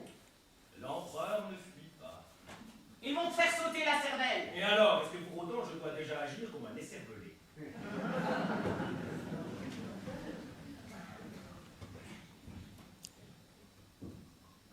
Nous sommes mariés depuis 20 ans, Romulus. Que veux-tu me signifier en me communiquant ce funeste fait accompli? Nous nous sommes aimés dans le temps. C'est très bien que tu Tu m'as épousé uniquement pour devenir en effet. Et tu oses me le dire tranquillement, en face. Bien sûr. Notre union était terrible, mais je n'ai jamais commis le crime de te laisser ne serait-ce qu'un seul jour dans l'incertitude sur les raisons pour lesquelles je t'ai prise pour épouse. Je t'ai épousée afin de devenir empereur, et toi tu m'as épousée pour devenir impératrice. Tu es devenue ma femme, parce que je suis issu de la plus haute noblesse romaine, tandis que toi, tu es la fille de l'empereur Valentinianus et d'une esclave. Je t'ai légitimée, et toi, tu m'as couronnée. Disons que nous avions besoin l'un de l'autre. En effet. Il est donc aussi de ton devoir de m'accompagner en Sicile. Nous sommes liés. Je n'ai pas de devoir envers toi. Je t'ai donné ce que tu attendais de moi. Te voilà impératrice. Tu n'as rien à me reprocher. Nous avons fait la même chose. Non, nous n'avons pas fait la même chose. Il y a un abîme entre ta conduite et la mienne. Je ne vois pas. Tu m'as épousé par ambition. Tout ce que tu fais, c'est par ambition. Maintenant aussi, c'est par ambition que tu ne peux pas abandonner cette terre perdue. Je pars pour la Sicile parce que j'aime ma patrie. Tu n'as pas de patrie. Tu aimes une idée abstraite de l'État, celle qui t'a ouvert les possibilités de devenir impératrice par le mariage. Admets. Pourquoi ne devrais-je pas dire la vérité? Pourquoi ne pas être sincère avec nous-mêmes? Je suis ambitieuse. Rien n'a jamais compté pour moi si ce n'est l'idée de l'Empire. Mais toi aussi tu as des ambitions. Parce que sinon, tu ne serais pas devenu l'empereur, commandant un empire mondial. Et tu serais resté le personnage insignifiant que tu étais. Je n'ai pas agi par ambition, mais par nécessité. Ce qui était le but pour toi n'était pour moi qu'un moyen. C'est uniquement par entendement politique que je suis devenu empereur. Mais quand aurais-tu jamais fait preuve d'entendement politique? En 20 ans de règne, tu n'as rien fait d'autre que manger, boire, lire, dormir et élever tes poules. Jamais tu n'as quitté ta villa. Jamais tu n'as mis les pieds dans ta capitale. Tu as pillé le trésor de l'Empire, à tel point que nous devons maintenant vivre comme des journaliers. Ta seule habileté consiste à saper, grâce à ton esprit sarcastique, tout projet visant à te destituer. Quant à dire que ta manière d'agir se fonde sur un entendement politique, c'est un mensonge éhonté. La mégalomanie d'un Néron ou la furie d'un Caracalla témoignent d'une plus grande maturité politique que ta passion pour la culture. Toi, au fond, tu n'es rien qu'un paresseux.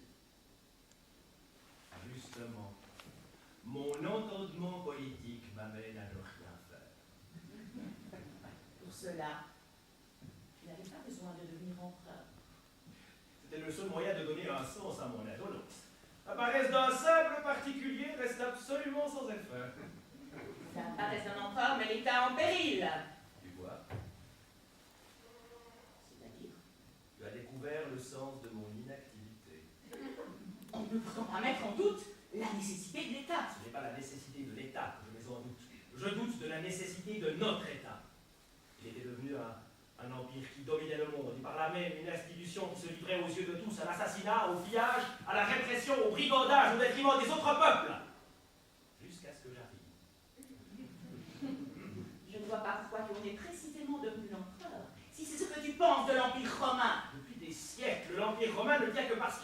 existe un empereur.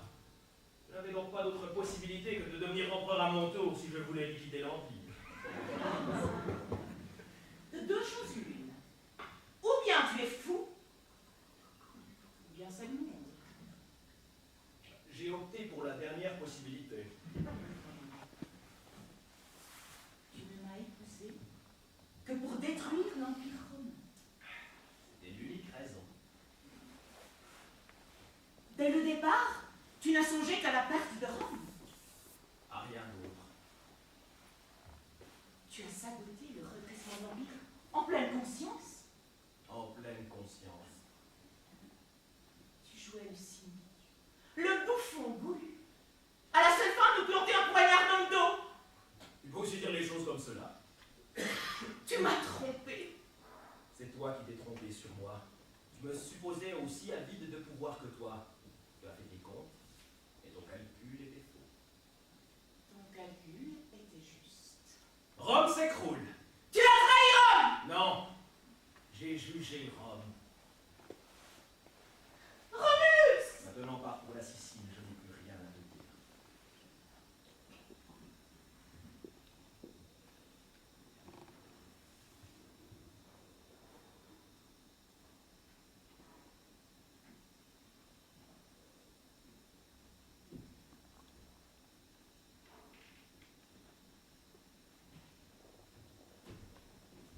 Mon empereur. Ma coupe est vide. Verse-moi à boire. Trompe. Parfaitement, Majesté. Qu'est-ce que tu as? Votre Majesté ne désire pas que j'évoque la situation militaire. Tu sais que je l'ai expressément interdit, je ne parle de la situation militaire qu'avec mon coiffeur, il est le seul qui s'y entend. Pourtant, Capoue est tombé. Ce n'était en tout cas pas une raison pour renverser le Palerme. Je vous en parle. Va te coucher à présent. Il y a encore la princesse Réa qui désire parler à votre Majesté. Que ma fille entre.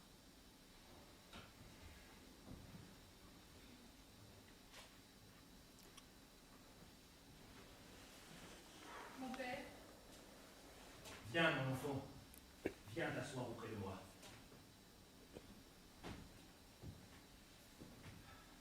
Que voulais-tu me dire? Rome est en danger, mon père. C'est tout de même curieux que tout le monde veuille m'entretenir de politique cette nuit. Pour cela, il y a le déjeuner. De quoi d'autre pourrais-je parler? De choses dont on parle à son père à une heure aussi tardive. De ce qui te tient le plus à cœur, mon enfant. C'est Rome qui me tient le plus à cœur. Tu n'aimes donc plus Émilien que tu as attendu? Si, mon père. Et plus aussi ardemment qu'autrefois. Plus de la même façon que tu l'aimais autrefois. Je l'aime plus que ma vie. Alors parle-moi d'Émilien si tu l'aimes. Il ne compte plus qu'un empire déglingué. Mon père, permets-moi d'épouser César. Ce Rouf, ma fille, m'est certes sympathique, parce qu'il a de l'argent. Mais ses conditions sont inadmissibles. Il sauvera Rome. C'est précisément ce qui rend cet homme inquiétant. Un fabricant de pantalons qui veut sauver l'État romain doit être fou. Il n'existe pas d'autre moyen de sauver la patrie. Je le concède. Il n'existe pas d'autre moyen. Seul l'argent peut encore sauver la patrie. Elle est perdue sinon. Nous avons le choix entre un capitalisme catastrophique et une catastrophe capitale. Pendant que tu ne peux pas épouser ce César Rouf, mon enfant, tu aimes Émilien. Je dois renoncer à lui pour servir ma patrie. Mais vite dit. La patrie passe avant tout. Tu vois, tu as bel et bien trop travaillé les tragédies. Ne doit-on pas aimer sa patrie plus que tout le monde? Non, on doit l'aimer moins qu'un être humain. Et surtout, on doit être...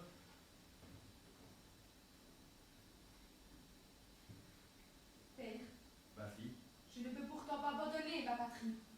tu dois l'abandonner. Je ne peux pas vivre sans patrie. Peux-tu vivre sans ton bien-aimé? Il est plus grand et plus difficile d'être fidèle à un homme plutôt qu'à un État. Il s'agit de la patrie, pas d'un État. L'État se nomme toujours patrie quand on s'apprête à assassiner ses enfants. Mais c'est notre amour inconditionnel de la patrie qui a fait la grandeur de Rome. Mais notre amour n'a pas amendé Rome. De nos vertus, nous avons engraissé un monstre. Nous sommes brisés de la grandeur de Rome comme d'un vin. Mais à présent, ce que nous aimions a tourné au vinaigre. Tu es aigre envers la patrie. Non. Mais je ne suis pas comme ces pères nobles de tragédie qui souhaitent bon appétit lorsqu'ils s'apprêtent à dévorer ses enfants. Va, épouse Émilien.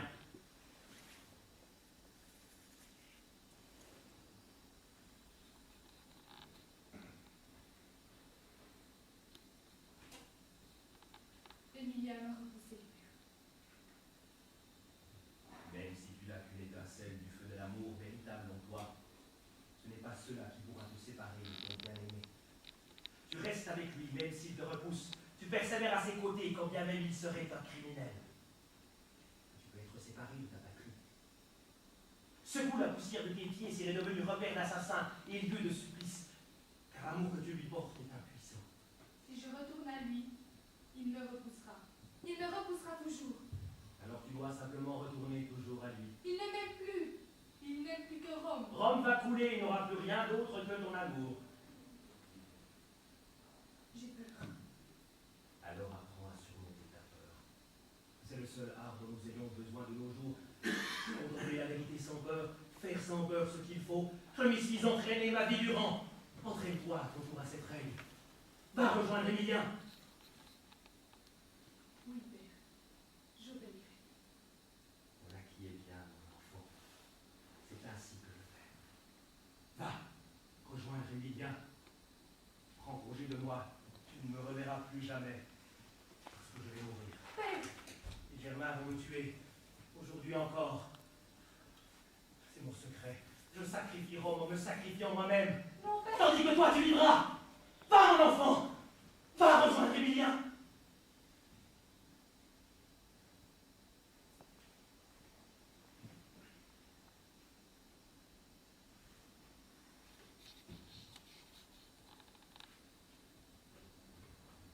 Majesté, Que veux-tu? l'impératrice a quitté la résidence. C'est bien. Votre Majesté ne veut-elle pas se mettre au lit? Non, je dois encore parler à quelqu'un. Apporte-moi une autre coupe. Parfaitement, Majesté. Pose-la à droite de la mienne. Remplis-la.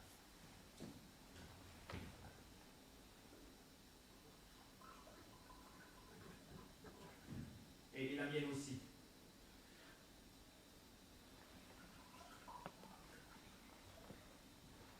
Voilà notre dernière bouteille de Falerne vidée, Majesté. Alors, va toucher.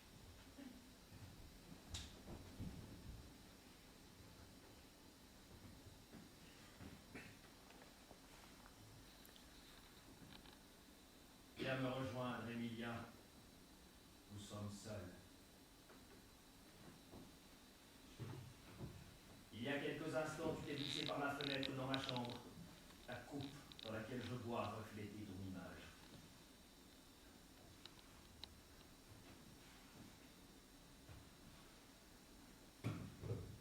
Ne veux-tu pas prendre place?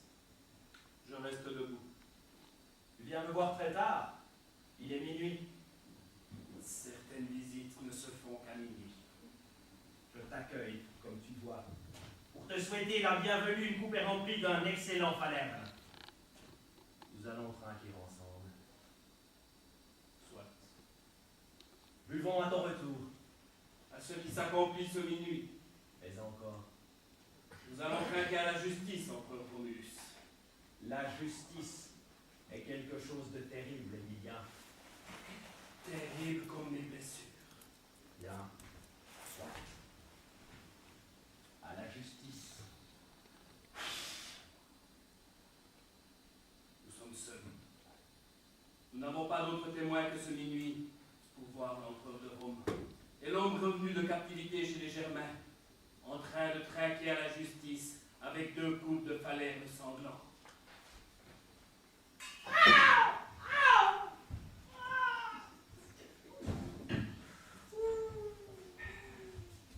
Pour l'amour de Dieu, ministre de l'Intérieur, qu'est-ce qu'il t'arrive? Votre Majesté m'a marché sur les doigts. Ah, je suis désolé, mais je ne savais pas que tu te trouvais là, sous mes pieds. Tous les ministres de l'Intérieur poussent de hauts cris quand on traque à la justice. Je comptais simplement proposer à votre Majesté un projet global d'assurance vieillesse pour l'Empire romain. Tu saignes à la main. Sous le coup de la frayeur, je me suis entaillée avec ma dague. Avec les dagues, mon cher Tullius Rotondus, on doit être très prudent. Tu as l'intention d'appeler tes valets de chambre, empereur Romulus? À quoi bon, Emilien? Tu sais bien qu'à minuit il dorme. Mais nous allons quand même penser mon ministre de l'Intérieur blessé.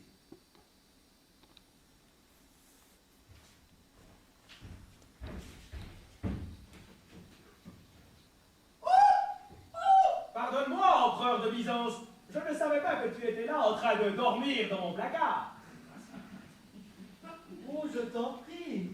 J'en ai forcément pris l'habitude par la vie incertaine que je mène depuis ma fuite de Constantinople. Les épreuves me font sincèrement de la peine. Mais il y a du monde par ici. N'en fais surtout pas qu'un, ils sont venus tout à fait par hasard. Bah, il y a encore quelqu'un là-dedans. Sulfurines, mon chambellan. Bonsoir. Pour lui, j'aurais bien pu prévoir l'autre placard, frère impérial. Et où as-tu logé ton chambellan Phosphoridos? Il est encore sous ton lit, empereur Romulus. Oh, qu'il ne se gêne surtout pas. Il peut sortir sans eau. Nous sommes venus, Majesté, pour réciter la complainte que votre Majesté n'a pas encore eu le plaisir d'entendre jusqu'au bout. Bien sûr, mais certainement pas par ce minuit silencieux. Pose ta blessure avec cette serviette, ministre de l'Intérieur, le sang est antipathique. Comment? Le sportif ne dort-il toujours pas? Je suis fatigué. Je suis mort de fatigue. Tu as perdu ton poignard, Spurius Titus Mamma. Voilà 110 heures que je n'ai pas dormi. Si jamais il y avait encore quelqu'un quelque part ici qui ait l'obligeance de sortir.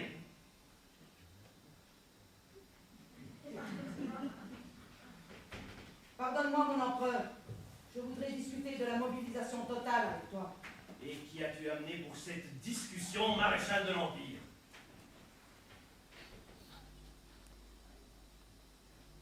Mon adjudant. Cuisinier! Toi aussi?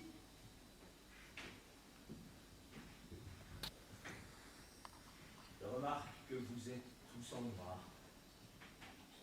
Vous êtes sortis de sous mon lit, de sous mon divan et de mes placards. Vous avez passé la moitié de la nuit dans les positions les plus compliquées, les plus inconfortables. Dans quel but?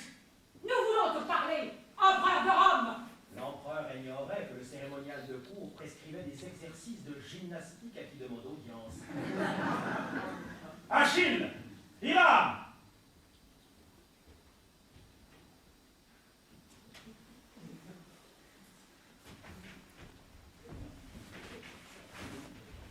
Mon empereur, Majesté.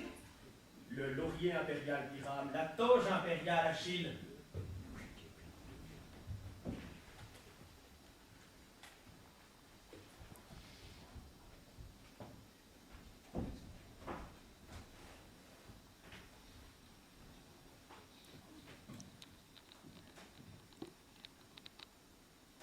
Emportez la table et le vin.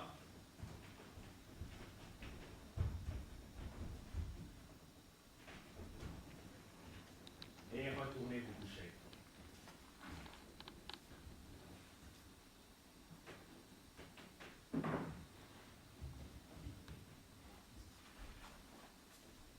L'empereur est prêt à vous écouter.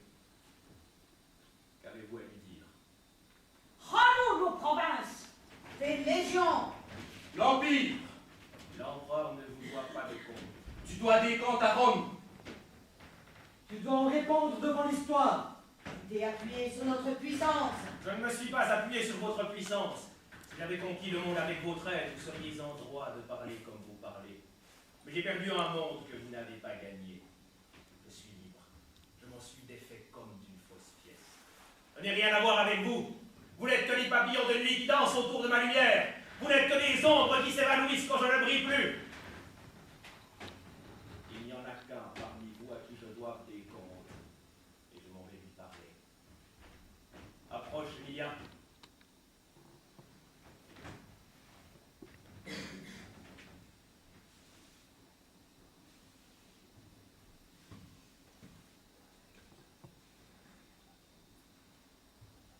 Ce n'est pas à l'officier qui a perdu son honneur que je m'adresse.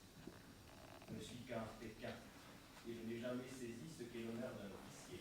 Je ne te parie à toi, un homme qui a vécu des heures terribles, qui a été torturé. Je t'aime comme un fils, Emilien. Je te considère comme le grand argument ultime contre ceux qui, comme moi, ne veulent pas se défendre. Je vois en toi l'être humain encore et encore maltraité, la victime, il faut souillée par le pouvoir. Qu'exiges-tu de mon empereur, Emilia? J'exige une réponse de toi, empereur Romulus. Bien. Soit. Il te sera répondu. Qu'as-tu entrepris pour que Rome ne tombe pas aux mains des Germains?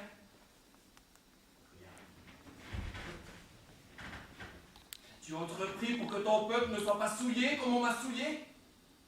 Rien. Et comment vas-tu te justifier?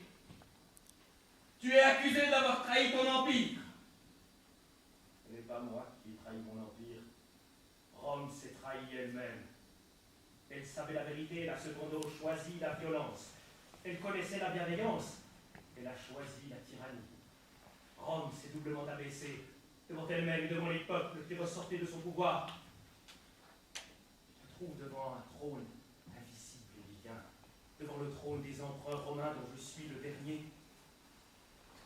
Suis-je obligé de toucher tes yeux pour que tu aperçoives ce trône, cet amoncellement de crânes, ces flots de sang qui fument sur ces marches, sempiternelle cataracte de la puissance romaine? Quelle réponse attends-tu du haut de cet édifice immense qu'est l'histoire romaine? Que pourrait dire l'empereur de tes blessures? Lui qui trône sur les cadavres de ses propres fils et des fils d'étrangers, sur des hécatombes de victimes que pour la gloire de Rome, que pour la gloire de Rome, les guerres et pour le plaisir de Rome, les faux vont rapporter à ses pieds. Rome s'est débilitée. Elle est devenue une vieille qui chancelle. Sa dette n'est pas payée. Ses crimes ne sont pas expiés. Et du jour au lendemain, son heure est venue. Les malédictions de ses victimes ont été entendues. On abat l'arbre inutile. Déjà l'âge s'attaque au tronc. Les Germains arrivent! Nous avons versé le sang étranger, maintenant il faut payer du nôtre. Ne te détourne pas, Emilien. Ne recule pas devant ma majesté qui se dresse devant toi, m'accuser de notre faute très ancienne, encore plus terrifiante que ton corps. Il en va de la justice à laquelle nous avons bu. Réponds à ma question. Avons-nous encore le droit de nous défendre? Avons-nous encore le droit d'être autre chose que les victimes?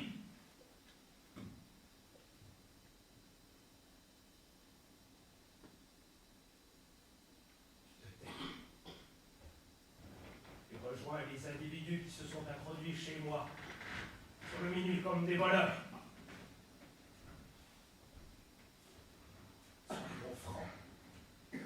Entre nous, plus le moindre mensonge, une hésitation. Je n'ignore pas ce que vous cachez sous vos captoirs. Je sais quelle poignée vos mains encerclent à l'instant. Non, vous vous êtes trompé. Vous croyez trouver un homme sans défense, et c'est moi qui vous saute dessus avec les griffes de la vérité, et qui vous happe avec les crocs de la justice. Ce n'est pas moi qui suis en accusation, je vous accuse. Ce n'est pas moi qui suis attaqué, je vous attaque.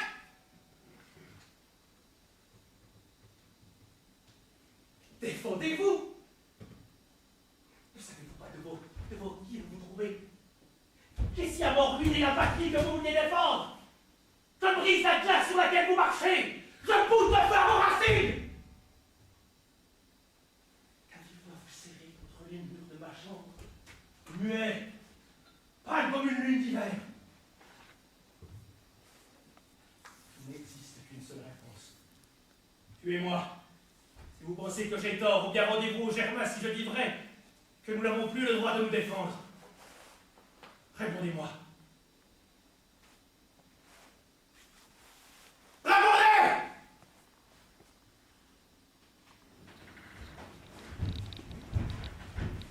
Que Rome vive! Que Rome vive! Oh, les Germains arrivent! Les Germains arrivent! Les Germains arrivent! Les Germains arrivent! sont-ils, les Germains? Ah non, non, Majesté! Alors pourquoi cries-tu? Ils ne seront pas ici avant demain matin. Maintenant, je vais dormir. Très bien, Majesté.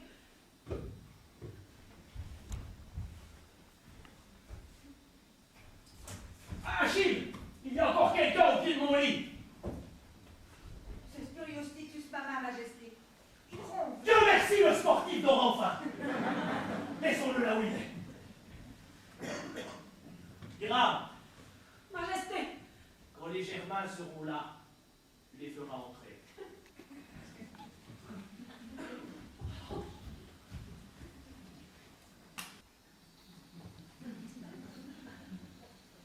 Une belle matinée différente. Cela me dépasse que le soleil ait encore pu se lever le jour du déclin général. On ne peut même plus se fier à la nature. Pendant 60 ans, nous avons servi l'État romain sous 11 empereurs. Il me semble historiquement inconcevable qu'il cesse d'exister encore de notre vivant. Moi, je m'en lave les mains. J'ai toujours été un parfait valet de chambre. À tout point de vue, nous étions les seuls piliers véritablement solides du trône. Quand nous quitterons la terre, on pourra dire maintenant, c'est la fin de l'Antiquité. Quand je pense que nous entrons dans une époque où on ne parlera même plus latin ni grec, mais les langues obscures comme ce germain. Quand je pense que les Chinois, des Zolos, vont prendre en main le gouvernail de la politique mondiale, eux, dont la culture n'atteint pas un millième de la nôtre. Arma Virun Ketano, je connais Virgile par cœur. Menina Neidea. Moi, c'est honnête. En tout cas, l'ère qui commence sera épouvantable. Oh, le vrai Moyen-Âge obscur.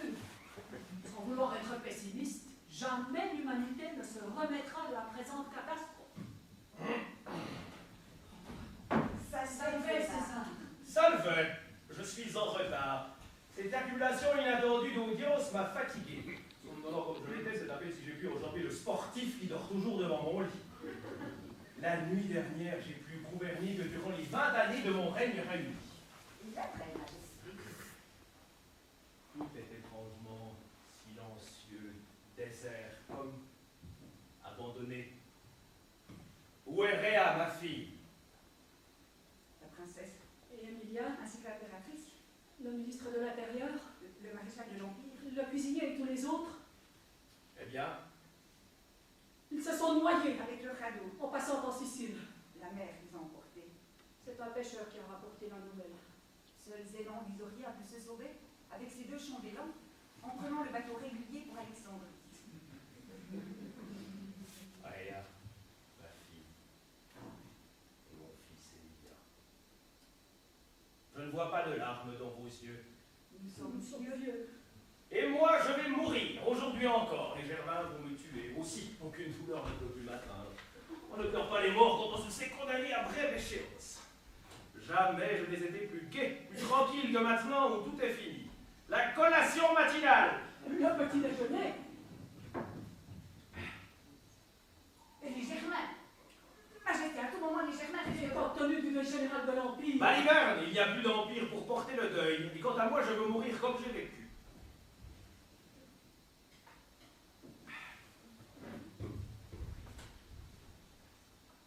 Pourquoi m'apportez-vous pour ma dernière collation cette minable assiette en fer blanc et cette coupe ébréchée?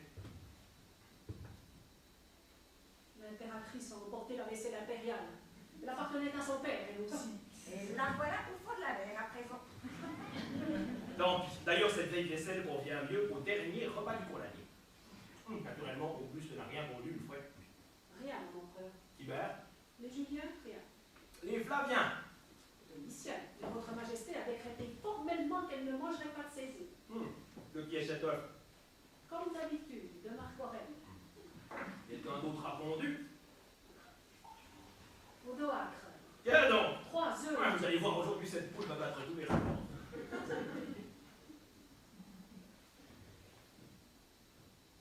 Vous êtes bien cérémonieux.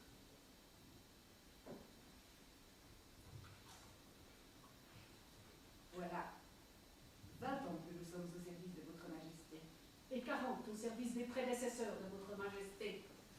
Pendant 60 ans, nous avons enduré la plus extrême pauvreté pour servir le trône. N'importe quel cocher de fiacre est mieux payé qu'un valet de chambre impérial.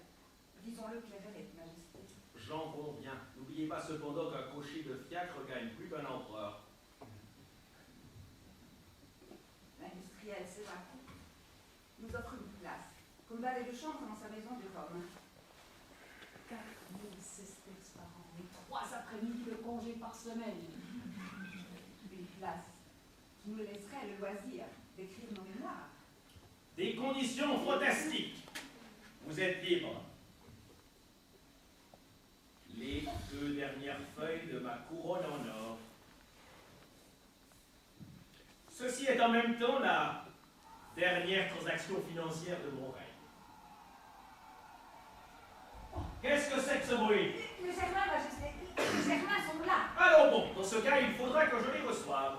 Votre majesté désire-t-elle le grec impérial? Ne n'est-il pas mis en gage? Ou que préteur ce gage n'en voulait, il est rouillé. Et votre majesté en a retiré elle-même les impériales. Et après, dois-je l'apporter? Mon cher Pyram, il vaut mieux laisser les glaives impériaux dans leur coin. Votre majesté est servie. Un peu plus de vin d'asperge. Maintenant, vous pouvez disposer. L'empereur n'a plus besoin de vos services.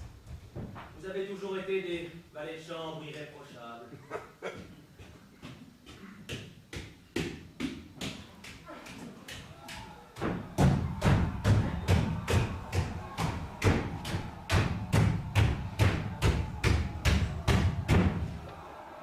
Oh, Romain! Je te salue. Meurs, Romain! Prends ton épée dans son fourreau, neveu. Très bien, mon cher oncle. Et maintenant, sors. Certainement, mon cher oncle. Pardon, Romain. Comment donc? Tu es un vrai Germain? De très vieille souche. Alors là, je ne saisis pas du tout. Tacite vous décrit comme des hommes aux yeux bleus orgueilleux, aux cheveux blonds, roux, et il vous attribue des statures barbaresques immenses. En te voyant, je te prendrais plutôt pour un poétaniste byzantin déguisé. Moi aussi, je m'étais fait une idée tout à fait différente des Romains. On m'a toujours vanté leur bravoure, et voilà que tu es le seul à ne pas avoir fui. Nous avons apparemment une idée toute fausse des races. Ce que tu portes sur les jambes, c'est bien un pantalon. Sans doute. Vraiment, c'est un vêtement très curieux. Où est-ce que tu le boutonnes? Par devant. Et comment le fixes-tu sur ton corps? Avec une paire de bretelles. Est-ce que je pourrais voir ces bretelles? Je n'arrive pas à imaginer la chose. Bien volontiers.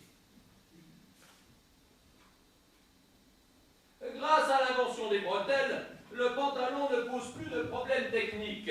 Regarde l'arrière. Ah, c'est pratique. Oh, ton épée. Merci bien.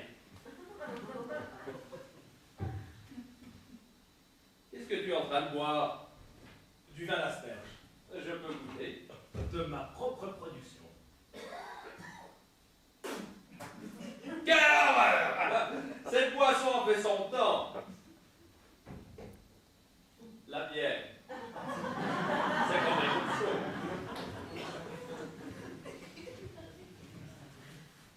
Je dois te féliciter pour ta Vénus dont on parle au-dessus de l'étang. Qu'est-ce qu'il y a de particulier? C'est une œuvre authentique de Praxitèle.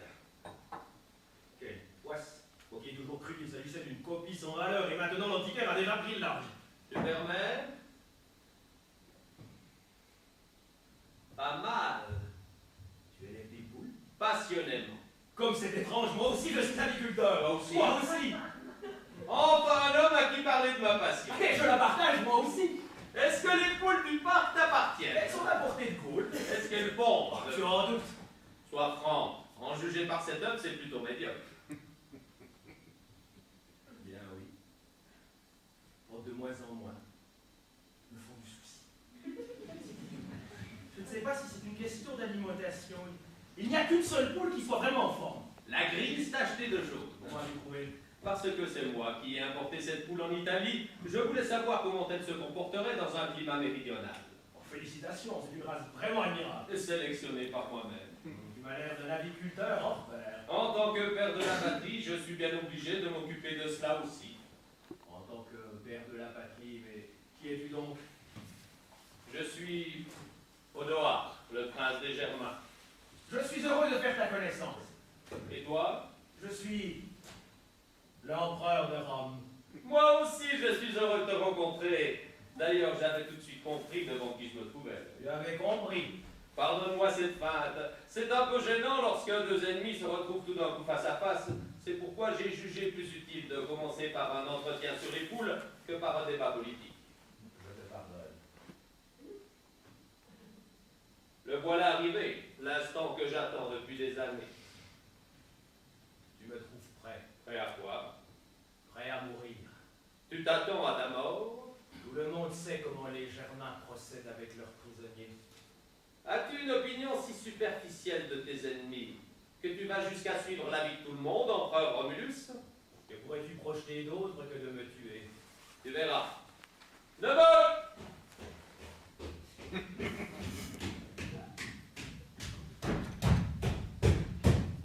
Mon gérant? Fais la révérence à l'empereur de Rome, neveu. Très bien, mon gérant. Plus bas, neveu. Très bien, mon gérant. Mets-toi à genoux devant l'empereur de Rome. Très bien, mon gérant. Qu'est-ce que cela signifie? Relève-toi, neveu. Très bien, mon gérant. Maintenant va-t'en, neveu. Très bien, mon gérant. Tu te moques de moi? Je ne suis pas venu pour te tuer, empereur de Rome. Je suis venu pour me soumettre à toi, avec tout mon peuple. C'est de la folie! Même un Germain peut se laisser guider par la raison, empereur de Rome. Tu te moques de moi. Romulus, nous venons de nous parler de nos poules raisonnablement. Ne serait-il pas possible de nous parler tout aussi raisonnablement de nos peuples? Parle. Est-ce que je peux me rasseoir? Tu n'as pas à me le demander, c'est toi le vainqueur. Tu oublies que je viens de me soumettre à toi. Assieds-toi. Tu as vu mon neveu, il s'appelle Théodoric. Oui. C'est un jeune homme poli. Très bien, mon cher oncle, parfaitement, mon cher oncle. C'est comme ça toute la journée. Sa conduite est irréprochable. Il est en train de contaminer tout mon peuple par son exemple. Jamais il n'a touché une fille. Il ne boit que de l'eau et dort avec le sol.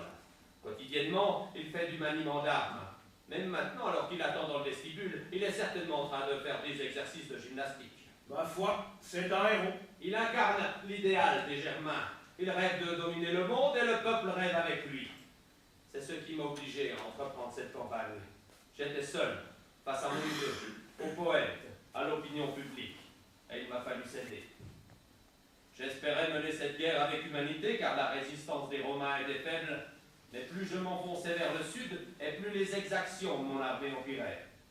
Non pas qu'elle fût plus cruelle que n'importe quelle autre armée, mais parce que toute guerre est bestiale. J'en étais horrifié. J'ai tenté de mettre fin à cette campagne. J'étais prêt à accepter la somme qu'offrait le fabricant de pantalons. Mes officiers étaient encore corruptibles. Je pouvais encore diriger le cours des choses selon ma volonté. Encore, bientôt je ne le pourrai plus. Nous serons alors définitivement devenus un peuple de héros. Sauve-moi, Romulus, tu es mon seul espoir. Espoir de quoi? De m'en tirer l'abisseau. Tu es menacé? Pour le moment, mon neveu est docile. Pour le moment, c'est un jeune homme poli. Mais un jour, dans peu d'années, il finira par m'assassiner. Je connais la fidélité germanique. C'est cela la raison de ta soumission? Toute ma vie durant, j'ai cherché la vraie grandeur de l'homme. Pas la prétendue grandeur, pas la grandeur de mon neveu qu'on nommera un jour Théodoric le Grand. Je connais les historiens. Je suis un paysan et je hais la guerre. Je suis à la recherche d'une humanité que je n'ai pas trouvée dans la profondeur des forêts de Germanie. Je l'ai découverte auprès de toi, empereur Romulus. Ton chef du protocole, Ebius, t'a percé à jour. C'est pour ton compte qu'Emmy était à ma cour. Il ne m'a rapporté que du bien. Il ne m'a parlé qu'un d'un homme véritable, d'un homme juste. Il m'a parlé de toi, Romulus. Il t'a parlé d'un fou, Odoard. Toute ma vie, je me suis arrogé le droit de juger Rome parce que j'étais prêt à mourir. J'ai demandé un sacrifice énorme à mon pays parce que je m'offrais moi-même au sacrifice. J'ai laissé verser le sang de mon peuple en lui ôtant tout moyen de se défendre parce que j'étais disposé à verser mon propre sang.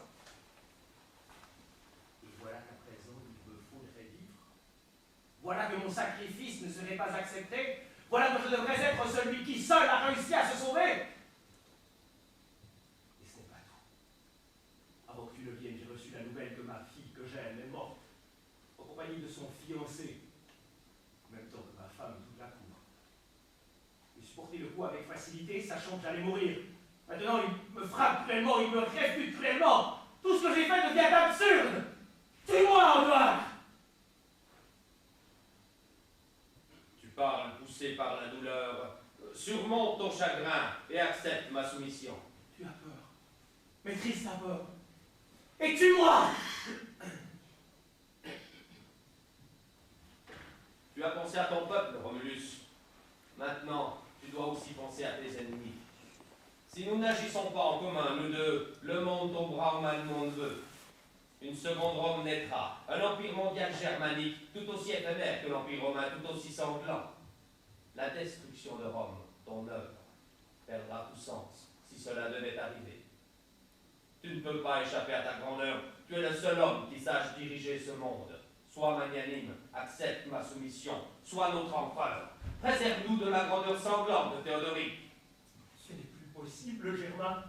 Quand bien même je le voudrais. Tu m'as arraché des mains la justification de toute ma conduite. C'est ton dernier mot? Tue-moi, Antoine. C'est à genoux que je t'en supplie. Je ne puis te forcer à nous aider. Le mal est fait. Mais je ne peux pas te tuer non plus. Parce que je t'aime. Relevons-nous, relevons-nous. Si tu refuses de me tuer, il existe encore une solution.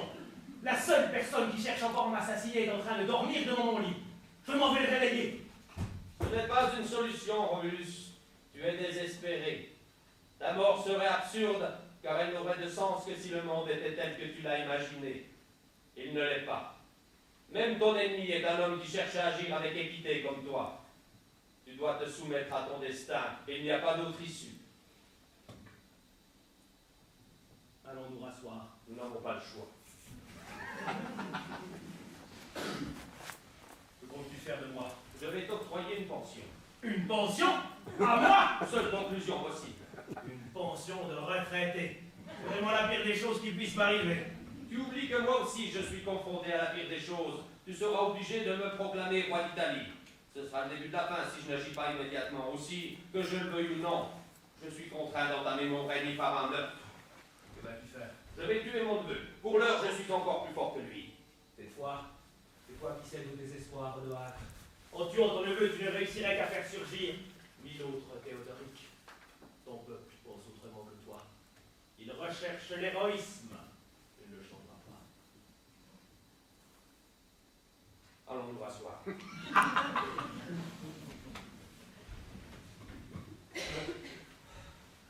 Mon cher Odoacre, je voulais remplacer le destin et toi éviter le tien. Notre destin à présent, c'est de figurer les hommes politiques ratés. Nous avons cru pouvoir laisser tomber le monde de nos mains. Toi ta Germanie et moi mon empire romain. Et voilà que nous devons nous soucier des débris. Ceux-là, nous ne pouvons pas les laisser tomber. J'ai jugé Rome parce que je craignais son passé, et toi ta Germanie parce que son avenir te faisait horreur. Nous nous sommes laissés guider par deux chimères, car nous n'avons pas de pouvoir sur ce qui était ni sur ce qui sera. Nous n'avons de pouvoir que sur le présent. Le présent qui nous met maintenant en échec tous les deux. Le présent, je vais devoir le vivre dans ma retraite avec une fille que j'aimais, un fils, et de nombreux malheureux sur la conscience. Et moi, je vais devoir régner. La réalité a corrigé nos visées. Amèrement. Eh bien, supportons cette amertume. Tu tâcheras d'introduire un peu de sens dans ce non-sens, d'administrer le monde avec dévouement pendant le peu d'années qui te reste. Attelle-toi à la tâche, prince des Germains. Nous vivrons quelques années que l'histoire oubliera parce qu'elles n'auront rien d'héroïque, mais elles compteront parmi les plus heureuses de ce monde chaotique. Après quoi, je vais devoir mourir. Console-toi, ton neveu me tuera moi aussi. Il ne me pardonnera jamais d'avoir dû plier le genou devant moi. Mettons-nous à notre triste tâche. Faisons vite. Jouons la comédie une dernière fois. Faisons comme si l'esprit devait l'emporter sur ce matériau brut qu'est l'homme. Neveu!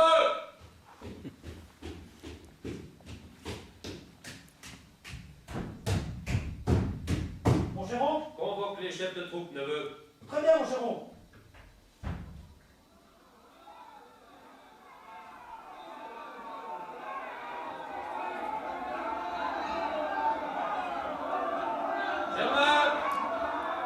Germain, couvert de poussière et courbu par vos longues marches, vous avez mené à bien cette campagne. Vous vous trouvez devant l'empereur de Rome. Rendez-lui les honneurs. Germain, vous vous êtes moqué de cet homme et l'avez ridiculisé dans vos chansons, que vous chantiez sur les routes ou le soir venu devant les feux de camp. Moi, au contraire, j'ai découvert son humanité. Jamais je n'ai vu un homme plus grand. Jamais vous n'en verrez de plus grand, quel que soit mon successeur. À toi la parole, empereur de Rome.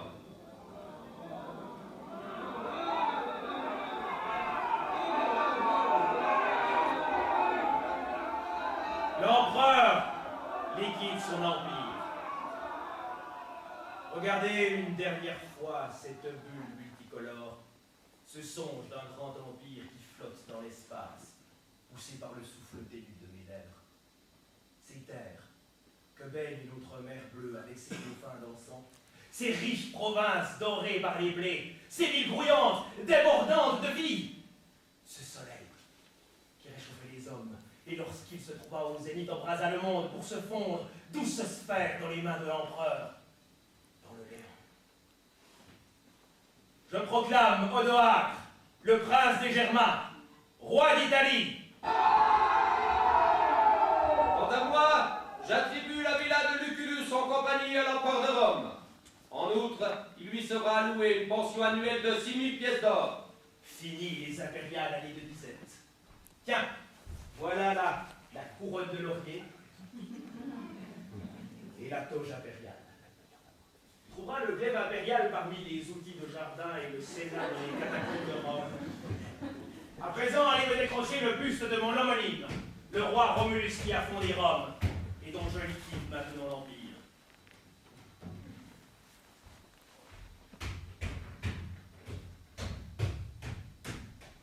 Merci beaucoup. Je te quitte, prince des Germains. Je pars en retraite. Je veux tuer l'empereur! Baisse ton épée, préfet. Il n'y a plus d'empereur. L'Empire, Liquidé. le dernier officier nommé pendant la chute de sa patrie. Voilà, messieurs, l'Empire romain a cessé d'exister.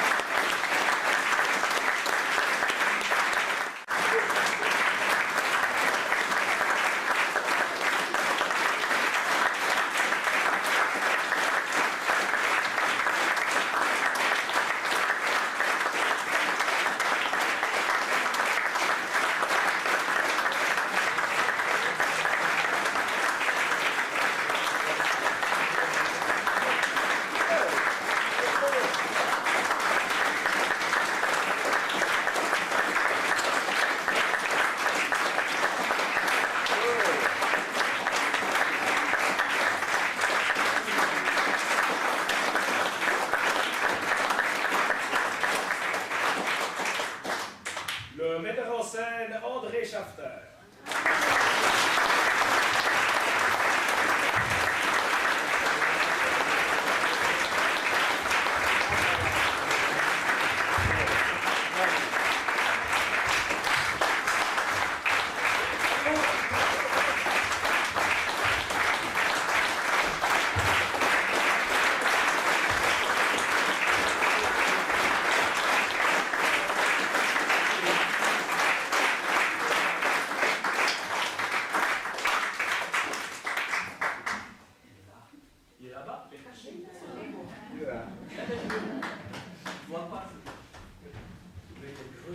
pas très con, on va le mettre sur la table. Voilà.